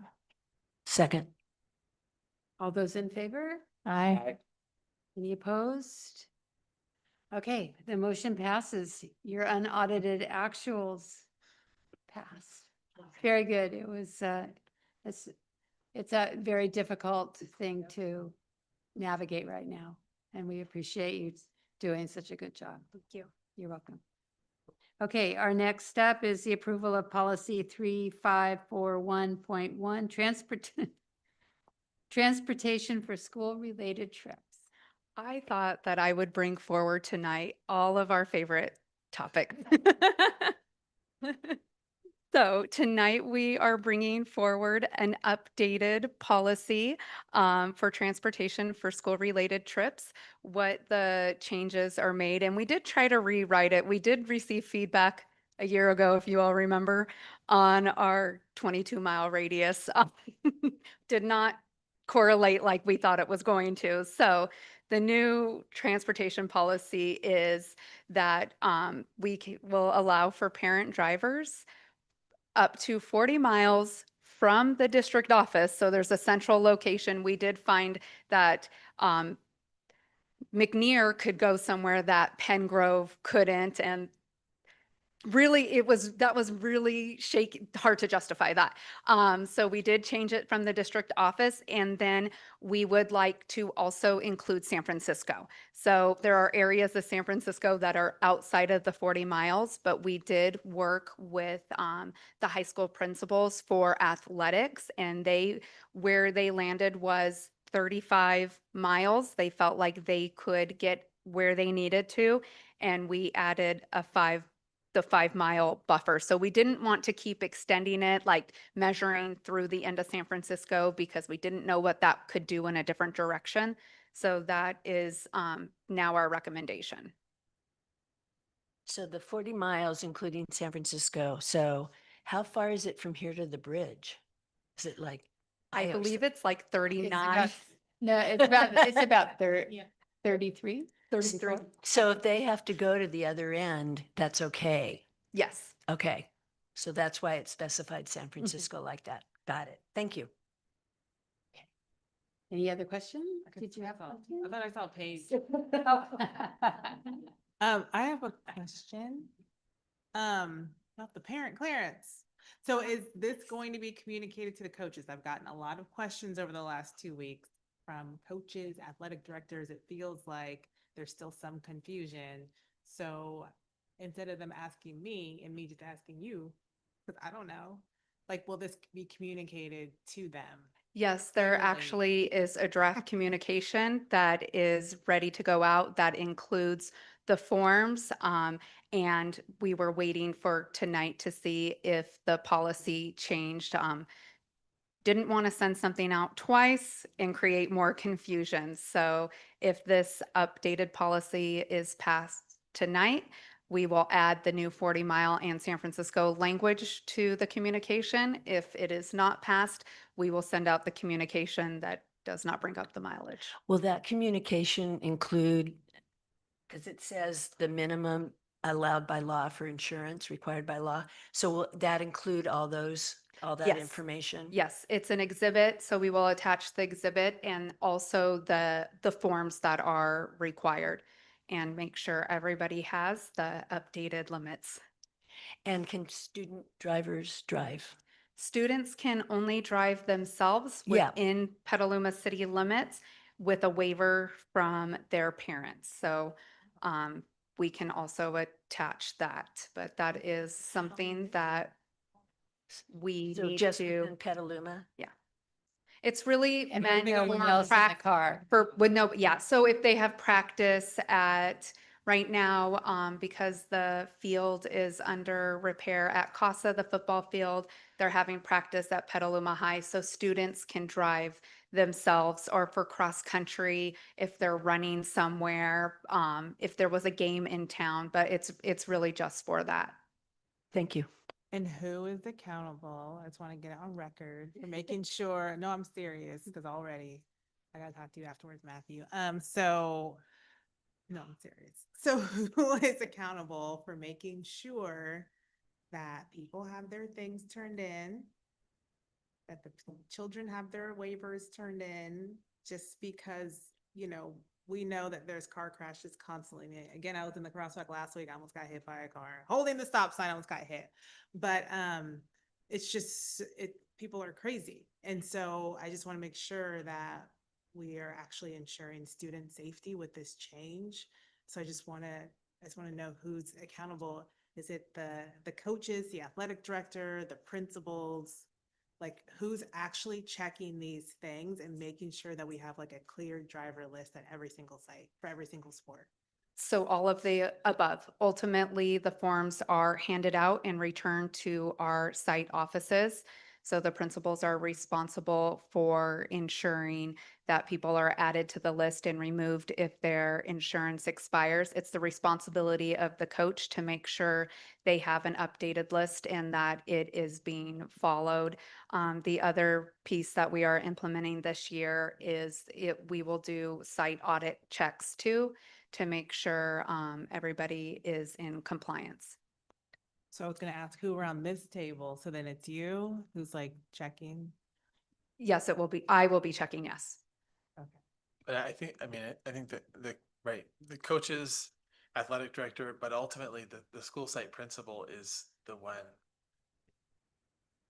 supervising and managing those pieces. So it should be the school site principal, and then here us. Well, yeah, it should be. Yeah, it should be, but the whole reason we adopted the Yeah. policy in the first place is that it wasn't happening. So like, yeah, we know how it should work. So I echo Joanna's concerns of like, how is it going to, and what is the accountability if coaches aren't collecting the waivers that they need? Like, these are people's lives and safety. Because I know people didn't like it, but at the end of the year, I don't care. I'll be like, let's go back to 18 miles because it's just so unsafe. And like Sheldon said before, like it's only a matter of time if we continue the way that we were prior, if we're not actually getting the proper waivers. It's only a matter of time before we have some type of liability or, God forbid, somebody be seriously injured or die because of this. So. I agree. I think, so are you saying if it's the business office that ultimately do you collect all of these from all the different sites? Or do the sites keep their own waivers or the insurance information for whoever is driving? So all of that information is kept at the site. We already do spot checks on attendance and other things. So we're just going to add this into our part of our audit. So we would ask for the basketball game on this day, please show me your student roster, your parent drivers, and check to ensure that everybody had the information that they needed. All right. All right. I think to follow up, I think, Matthew, I think at the next, powwow with the school administrators is to add this to the agenda and like, so not only is there communication, but then there's all follow-up and then probably again in the spring for the new sports or actually probably winter and spring. So I think we have a couple different points to hit. And I'm still a little unclear on the waivers. So they're kept on the schools. Like, why aren't they? Are they digitized? Are they scanned in? So everyone has a copy in case, like, again, anyone asks, or like we don't have to go to the site to do the spot checks. Like we know that the water polo team, like they have all signed up, like just because they're scanned in. That is a great point. We do not have a district process for if they need to be scanned and kept electronically or if they're being kept paper, but we definitely can implement district procedures for having them available. Okay, so I know I just brought this up. I would, follow up with you, Matthew, if whether that's needed, and whether I you would think it's recommend paper that. now, but we could. I do believe one or two sites do Might put not them be a on bad idea. because I've seen, but yeah, I mean, I know it's like Google work on the Drive. but yeah. Great. And we are, If it's a safety concern, then yes. yeah, we also are working on, we've started transitioning a lot of our forms that have been historically paper to jot forms. So I do believe we can, and also using some Google Forms, I think that there's probably a way that we can also digitize it so parents can submit it remotely too. So that's something we'll work on. So it's not all on the school site now. Yeah. Yes. Well, no, they'd I still mean, be it in would still- charge it of would making still- sure yeah. that they're. No, for sure, but it's Less papers to lose. exactly. Yeah. Exactly. So along with that, I really want to emphasize that the athletic directors and coaches are included on this conversation because it seems like in the conversations I've heard before, that there's a breakdown there and that they're giving very mixed messages. And so the principal has it down and they think they're getting it out there, but I want to make sure that the athletic directors and coaches are very clear that this isn't an option. And I think that, so just thinking back to when I was in HR, I don't know how I got responsible for this, but we had meetings with the athletic director, the principals and athletic directors, and maybe that's where we need to start, is having a meeting with athletic directors and the principals, high school principals, because it doesn't have to be, although elementary principals, when it comes to field trips, need to know this information. But I think where we're having the largest concern is at the high school around athletics. And so we could start there, have a meeting with the high school principals, the athletic directors, and be hyper clear about what the expectation is, where these documents live, how we're going to spot check, and what is needed before anyone can drive. Yes, and the junior highs. They have And the junior athletic highs, too. yes, So yes. when the policy was implemented last year, I held a meeting here at the district office and the athletic directors and the principals did attend. So I will. I'm not, Yes. I don't want to, Yeah. There's no blame here. It's just that obviously Yeah. something Yeah. there was a Well, breakdown. But And now so, there's a and change, so this is there's good. a change. And so any kind of change, as we've noticed. We'll have another meeting or at each Or side, two, whatever. or three. Whatever. And then as we implement the online, that will take a little bit of time to convert our forms. But once we do that, that'll give us a good opportunity to have a second follow-up meeting. Like these are now the new forms that we're going to be using. Excellent. Okay, I believe that we need a motion. I move to approve policy 3541.1. I'll second. Any further discussion? Okay, all those in favor? Aye. Any opposed? Okay, the transportation policy is approved. We'll be back. Oh, thank you. Okay.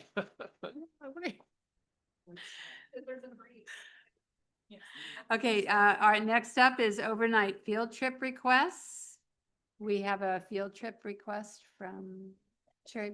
All of FFA. them from Oh my God, FFA, yeah. Right. I move to approve the overnight field trip requests. He gets to go. Yeah.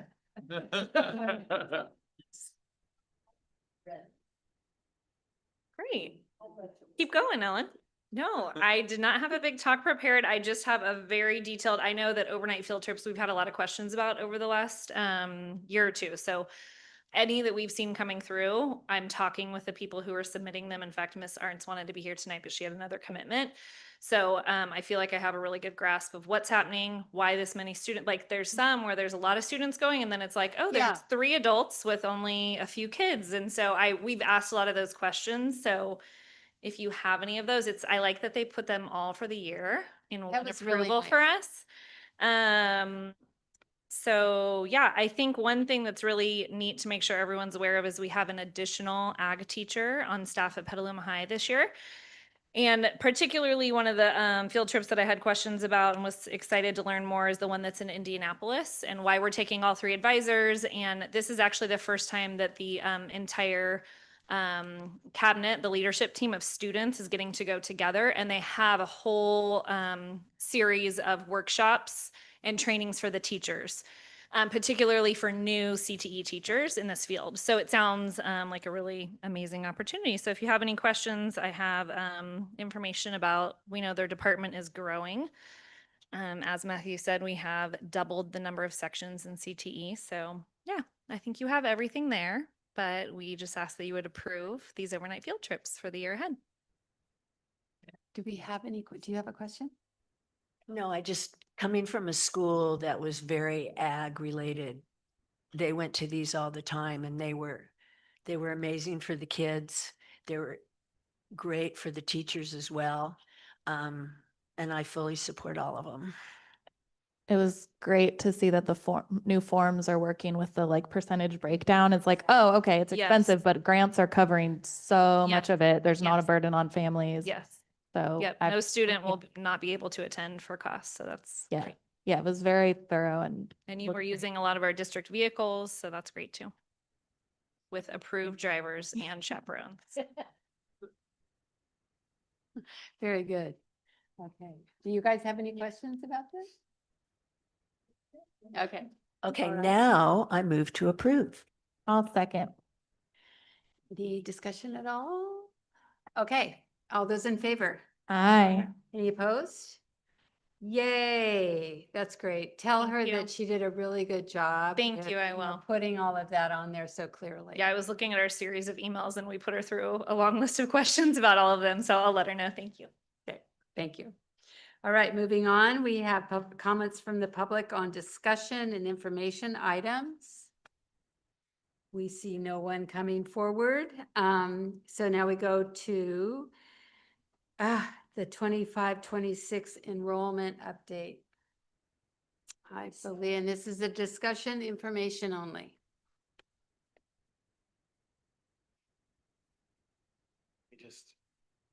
If we could just put it a little higher for me. If we can just frame this as, so if you look at, actually, we pulled the numbers for the last 10 years in Sonoma County. And we went, so if I think back several years ago, one of the big messages out of the County Office of Education was they had done a demographic study for the county of Sonoma. And the demographics, it was over the next, essentially, for the next 10 years, we're going to see approximately 15% decline in enrollment throughout the county. That was maybe I can't remember, 4 or 5 years ago. It was under Steve Harrington. We've now seen, we looked back for the last 10 years of Sonoma County. We looked at, I think 2014, 15, the student enrollment in all of Sonoma County was about 71,000 students. And this past year, we're closer to 64,800, something like that. So almost 7,000 student decline throughout the county. And Petaluma City Schools over that time has remained fairly consistent, considering what other districts are going through. So when we talk about 25-26 enrollment, we're looking at so our district from last year to this year, we saw a slight increase in enrollment. But when we look at the projections, so just to be really clear, right, from last year to this year, we see a slight increase. Wow. Pretty flat, but okay, very, very, very slight increase. But when you look at the projections are how we staff, our budget projections based on that. We are seeing from what we thought the number of students, we're seeing less students. So does that make sense? So even though we're flat to maybe a few students more, you're going to see that it looks like it's down, but it's actually down from the projection of what we thought we were going to receive versus what we actually received. Okay. Sorry. Okay. All right. So there are a few main points of time that we use for enrollment and projections throughout the year. So as this year goes on, the first time that we really use our current year projections is at budget adoption. It's what we've used, as Matthew said, for our staffing. It's also the numbers that we use for our LCFF calculators to establish our base funding for the year. We then, as a district, use a 10-day count. On the 10th day of school, we count every single student in every grade and every class to right size our staffing. And this is where we see reductions to classes or sections at the comprehensives. We then leave our enrollment pretty alone until Census Day, which is the first Tuesday in October. That is what our CalPADS data, our fall one, our unduplicated, every count that we use from that time on is our Census Day count. We then get into P1 is what our actual in attendance is. So we use enrollment. Tonight we're talking about enrollment, but from the business department, you will hear me talk more about ADA. That is the amount of time that students actually come to school, not the percentage they come to school, not who's enrolled. So we see P1 and then P2 is the basis that we use for funding for year end and for our next budget. So what we're looking at tonight is the difference between what we projected for our staffing and for our budget versus where we were on day 10. We're going to share those numbers, but we continue to run reports. We want to make sure that we give accurate and updated information. And since day 10, we have had 31 students enroll in PCS that are not reflected on this. So when this was on day 10, we thought we were down about 180 students and we're down closer to just under 150 students. So because it's based on ADA, not enrollment. So if a kid's absent that day, they're not counted.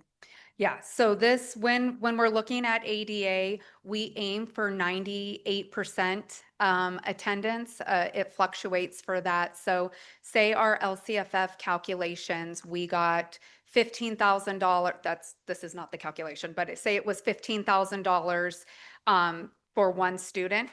That's $15,000 if they come to school every single day. Every day that they do not come to school, that $15,000 is reduced by 180th because it's divided by 180 days of school. So one of the biggest issues that is not talked about often enough in California, we did not talk about it with unaudited actuals or our budget, is that we are funded on when students actually come to school, though we're expected to staff and set up for student enrollment. So that's something that we're starting to see a push at the state level to fund on enrollment. Unfortunately, at this time, CSBA, school services, FICMAT, the major players in budgeting do not agree with that, which wild, but that is one of the things that we do see fluctuations on.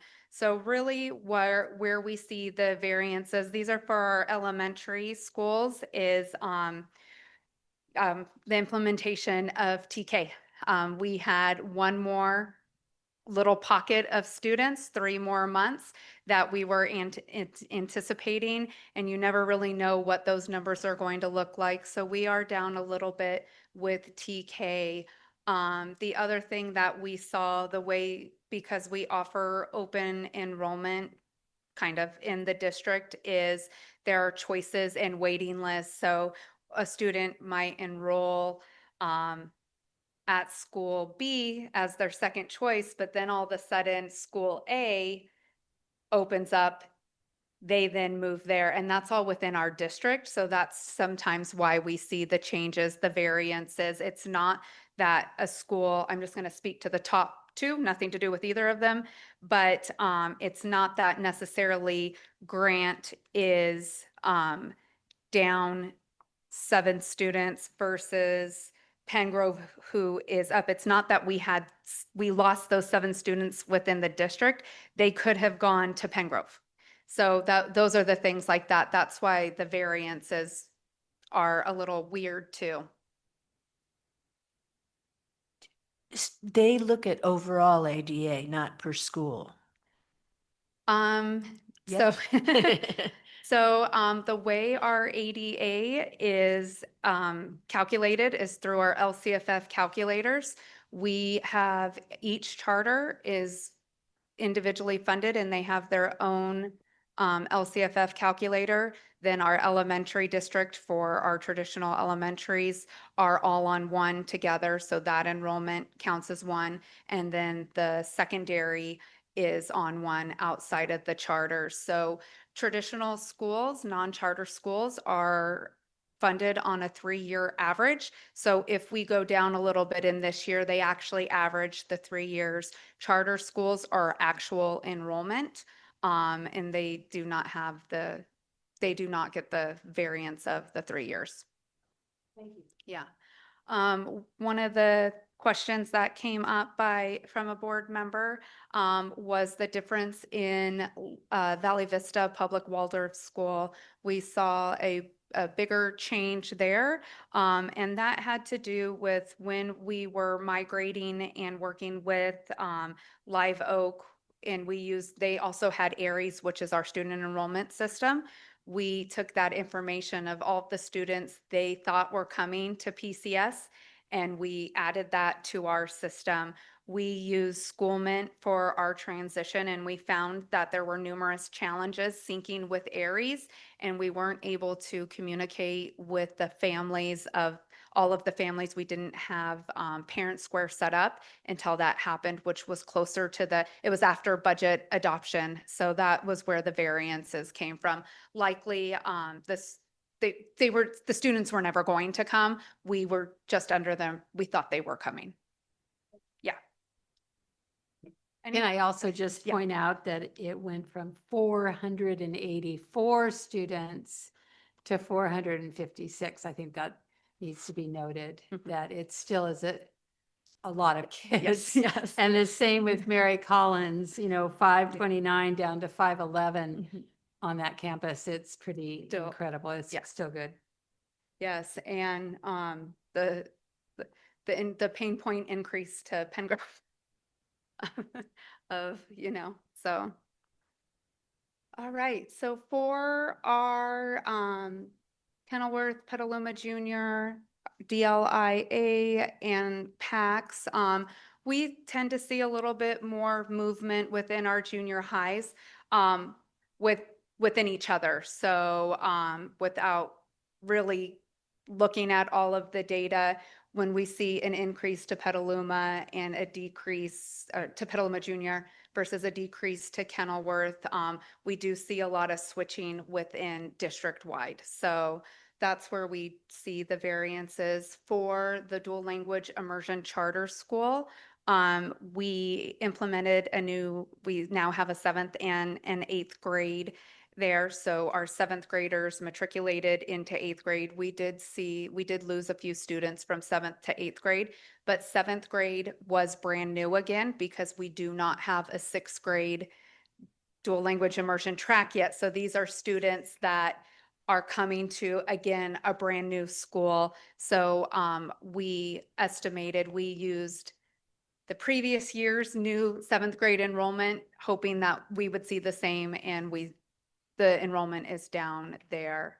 I think next year we'll see the same. The following year, you'll see that track come up, and the hope or the goal would be then to have you start to see 2 7th grades together, 2 8th grades together. That's their current that. When will the dual immersion be at 6th grade? The oldest group is now currently 5th grade. So, well, no, next year they'll be 6th grade. And the following year, so yeah. I have a question back to the junior highs. I hope this doesn't throw us too off track. Jason, this might be you. So can you remind me, does Petaluma Junior still just have one school counselor there? So if they continue to grow, at what point do we add, even if it's like a 0.5 FTE counselor, just because that's a lot of students for one junior high school if they get above a certain number? Yeah, that's a great question. So when I met with the counselor and the administrative team up there, if you also remember back, part of this was that they used to be staffed with a full-time principal and a part-time AP, and we increased that was just such an untenable model to have the leadership have that part-time. So when we increased that, we made a conscious choice when the counselors there retired to bring it back at 1.0 and work with the team. So I've worked with the counselor and the 2 administrators there to kind of redistribute some of the work. So the administrators are taking on some of the work that would typically fall to the counselor. And we do have a little bit of extra counseling that right now is covering a leave, but when that ends, that additional day will be going back towards Petaluma Junior to help out a bit. So we are aware of that and just navigating like the obvious need with the budget constraints. So we've had a lot of conversations because we are aware it's a really high number for one person. All right, thank you. And finally, we have our high schools. You'll see variances. The biggest variance is at Casa Grande. The way we budgeted and staffed for our comprehensive high schools and junior highs this year is as they got enrollment in the system, we looked at that number, what the students that they were seeing enrolled, which started out pretty high in January. CASA was actually anticipating 1,700 students. With trends, we were seeing closer to 1,600. So what we did was we met we met in the middle for that. If you remember back to last year, we saw a huge increase at CASA. I believe there were roughly 60 students over what we had anticipated. So we tried a different way of doing it this year, and we'll continue to work on how the best way to project that. It's such a moving target and so many decisions are made off of enrollment. It's trying to balance making sure we're staffing adequately and not trying to hire at the last minute, but also the budgetary constraints to when enrollment is down. And we need to budget and staff at the same number. It's not as easy as saying, well, we're going to use this number for staffing, but we're going to lower it for our LCFF calculator, because then you get in the situation that things don't match and they don't align and you're in a different type of trouble. So we will continue to look at that. I did also want to point out for San Antonio, we budget really where they end the year before because they do see fluctuations. And I do believe they started this year higher than they did last year. So we'll continue to track enrollment at all of the schools to make sure that we're staffing adequately throughout the year. Looking at Valley Oaks, I don't know how much it costs to run that school, but with only 26 students, I'm wondering about that. I don't know what the question is really, but just a wondering. Yeah. I think a good question could be, what is and this is something we could do, sort of look at and study as part of, when we think about budget advisory and LCAP, is just thinking about the cost per student, right? What is the revenue generation, right? We're not a business. We're not trying to make a profit here, but we're trying to keep our books. We're trying to stay solvent as a school district. So we have to look at the cost per student at our school sites, and I think that could be a factor in how we move forward as a district. And so I think it is a very pertinent question that we need to be asking. I think that'll be something that comes to either budget advisory, or it will come budget advisory, and or maybe a study session around this in the probably late fall. Yeah, I wonder about that too, about the Valley Oaks. Like I look at just the campus that I work on, and they have the what do you call it? What do you call it? Distance learning? What's it called? Independent study. Thank you. Independent study, like embedded in the school. So there's just a teacher at the alternative ed school that teaches distance learning. So I've wondered about that same thing, especially as we're seeing our numbers go down there. So Yes. And I think too, and this is true of all our alternative high schools, you see a lot of fluctuation throughout the year. You see mid-year graduation. And so there's, it'd be also interesting, thinking about what is the actual number of students served throughout the year. You could look at that, at kind of a historical trend of that as well, which I think is also kind of telling it. I don't think this paints a whole picture of the number of students you're actually serving throughout the year. So. Okay. Do you guys have any questions? I was just gonna ask, I don't know much about the alt high schools, but what is the purpose of having 3 different ones? I mean, are they drastically different in the way they work, or that's basically my question. I was gonna want to ask for all the. Question. So San Antonio High School is the school where students who are really behind in credits and they need to accelerate their credit, they can earn almost close to 108 credits in one school year. So it's to really accelerate so they can graduate on time. Our Carpe Diem and Sonoma Mountain are located on obviously Casa and the Petaluma High School campuses. Those schools also offer some credit recovery, not as intense as what you would find at San Antonio. Students who are at those 2 schools also have access to electives on the comprehensive campus. So there's a closer connection to the comprehensives, a smaller environment. Students that may struggle with some attendance typically have greater success at those schools. And so it's just another type of environment for what our students need. And then Valley Oaks. And Valley Oaks, yes, is purely independent study where you have students that come 2 times in person with a teacher. So it's like, one or 2 times per week that they're coming in person, and a lot of independent study. And just a full-time independent study. Thank you. Sorry, I didn't mean to cut you off. Did you have something else, Katie?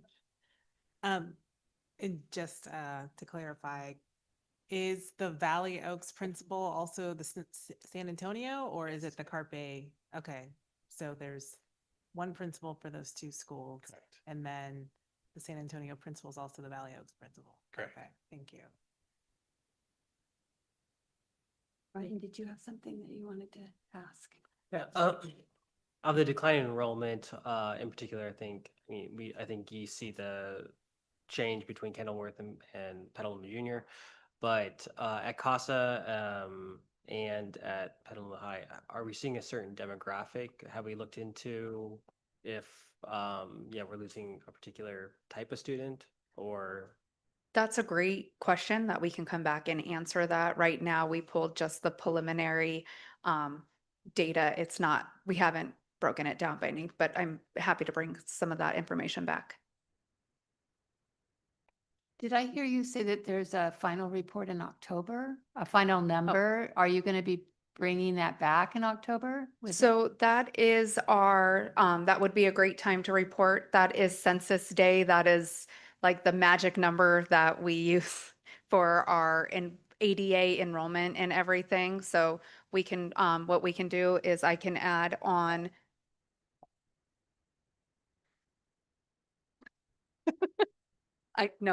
I can add, well, if, imagine the spreadsheet and what we can do is where it says variance right now, we can add another column that says census day and look at what the trend is and then offer any more breakdown for information that we have.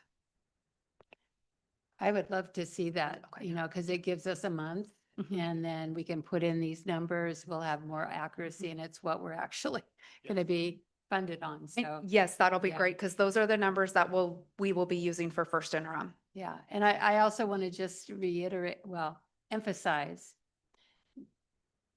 I have to be careful of my language about ADA as opposed to funding on enrollment. I mean, when you described how ADA actually, I've spent 8 years trying to figure this out. And when you said it's like 180th of, this person's attendance on this day, I mean, make it complicated and absolutely impossible to really budget accordingly. So it's this control factor that the state uses to not give us money. And I really had it. I tell all of anybody that I can that if they can do anything to contact their assembly people and senators, state representatives, and tell them, stop ADA. And if CSBA does not go along with that, then there's 5 people here that can talk to them. I mean, it's just irrational and it's an old system that it can't even have, I mean, so what if you have an excused absence? We still get paid for it.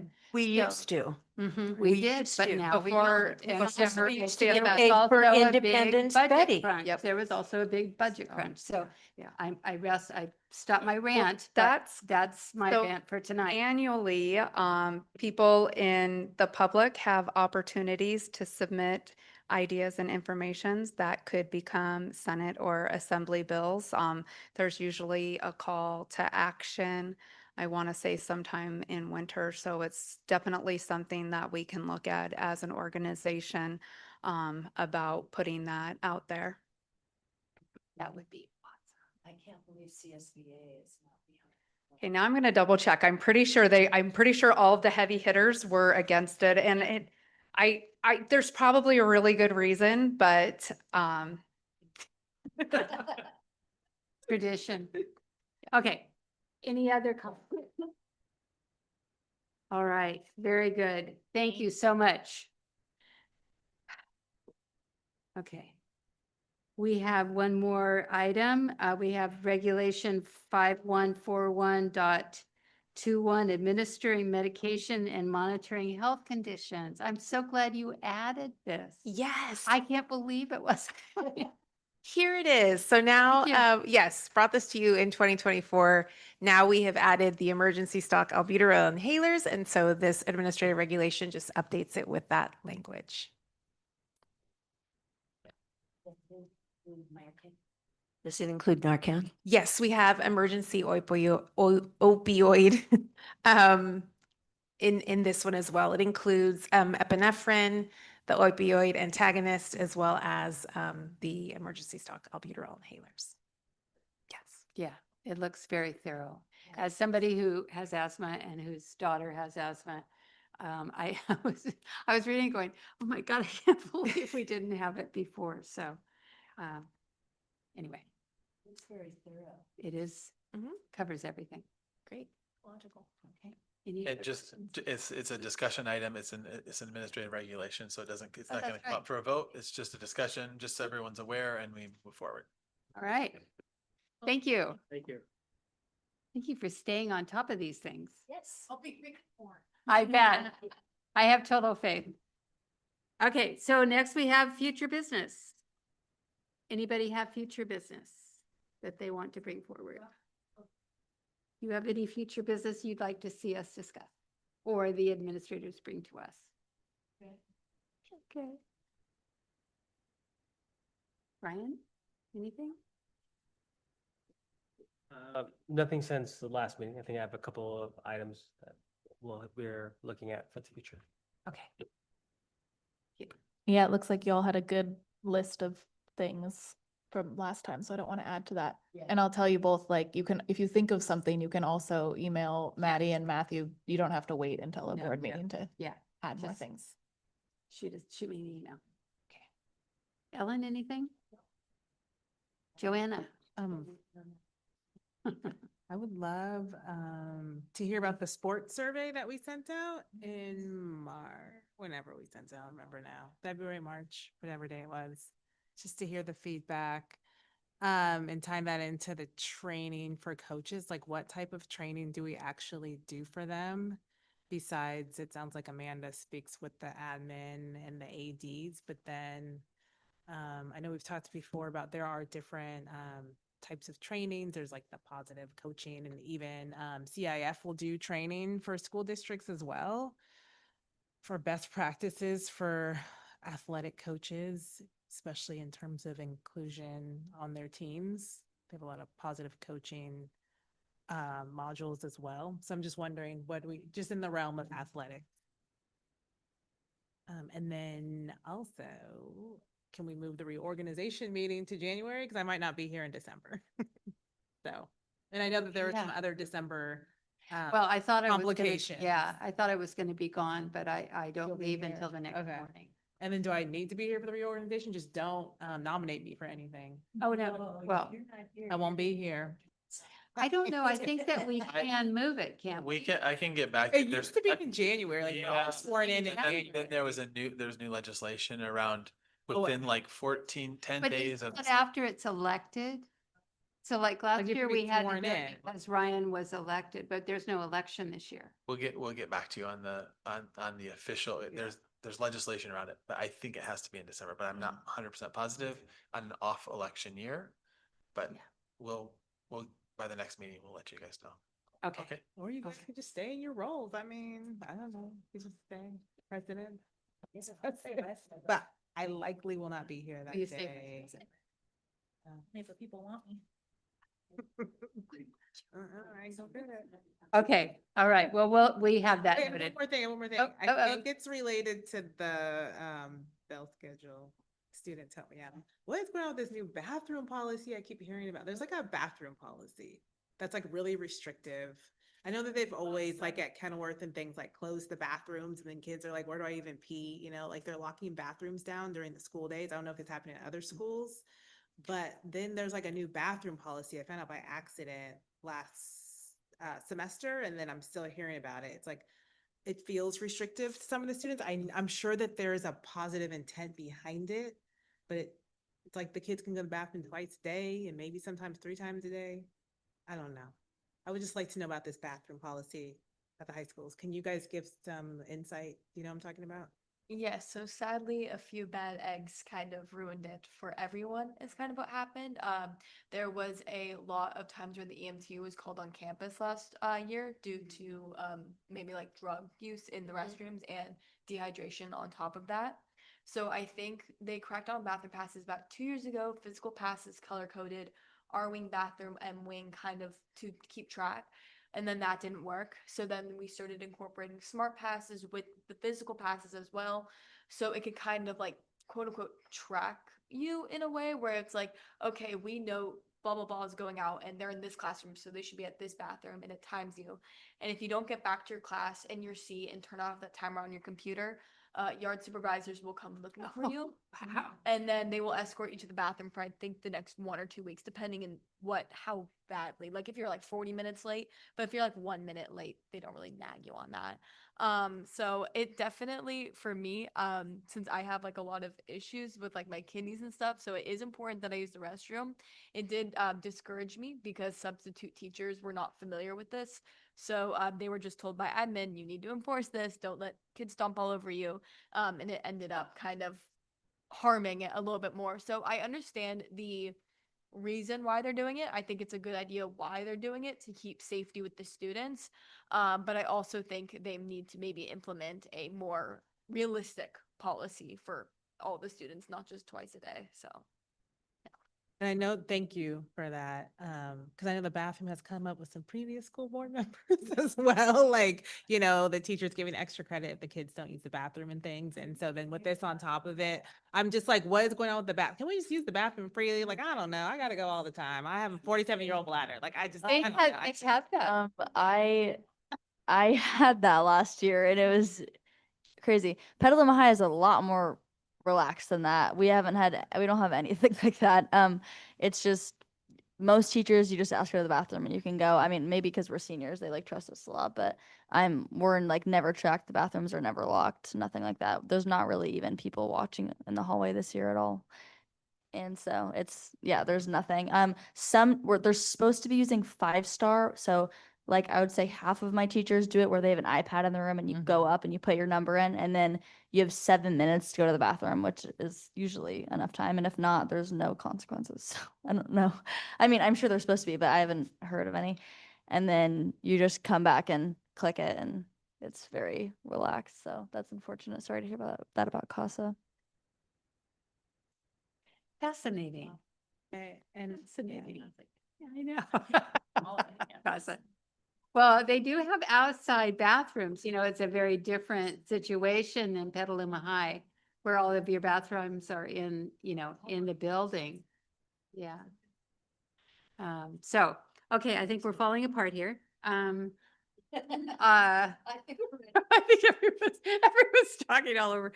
I just had one little thing for ed services. When you were mentioning the CTE courses, I'd love to hear, this is future business when it's timely. What new courses, you doubled them. So I'd love to hear what more is being added and what more opportunities are being added for. Dan is eager to give you all a fall report, so we'll make sure we get that on a upcoming meeting. And I just want to make sure, so I think I misspoke a little bit about doubling the number of teachers, actually double the number of sections of CTE. Well, from no, last that's what year. I thought, yeah. okay. So.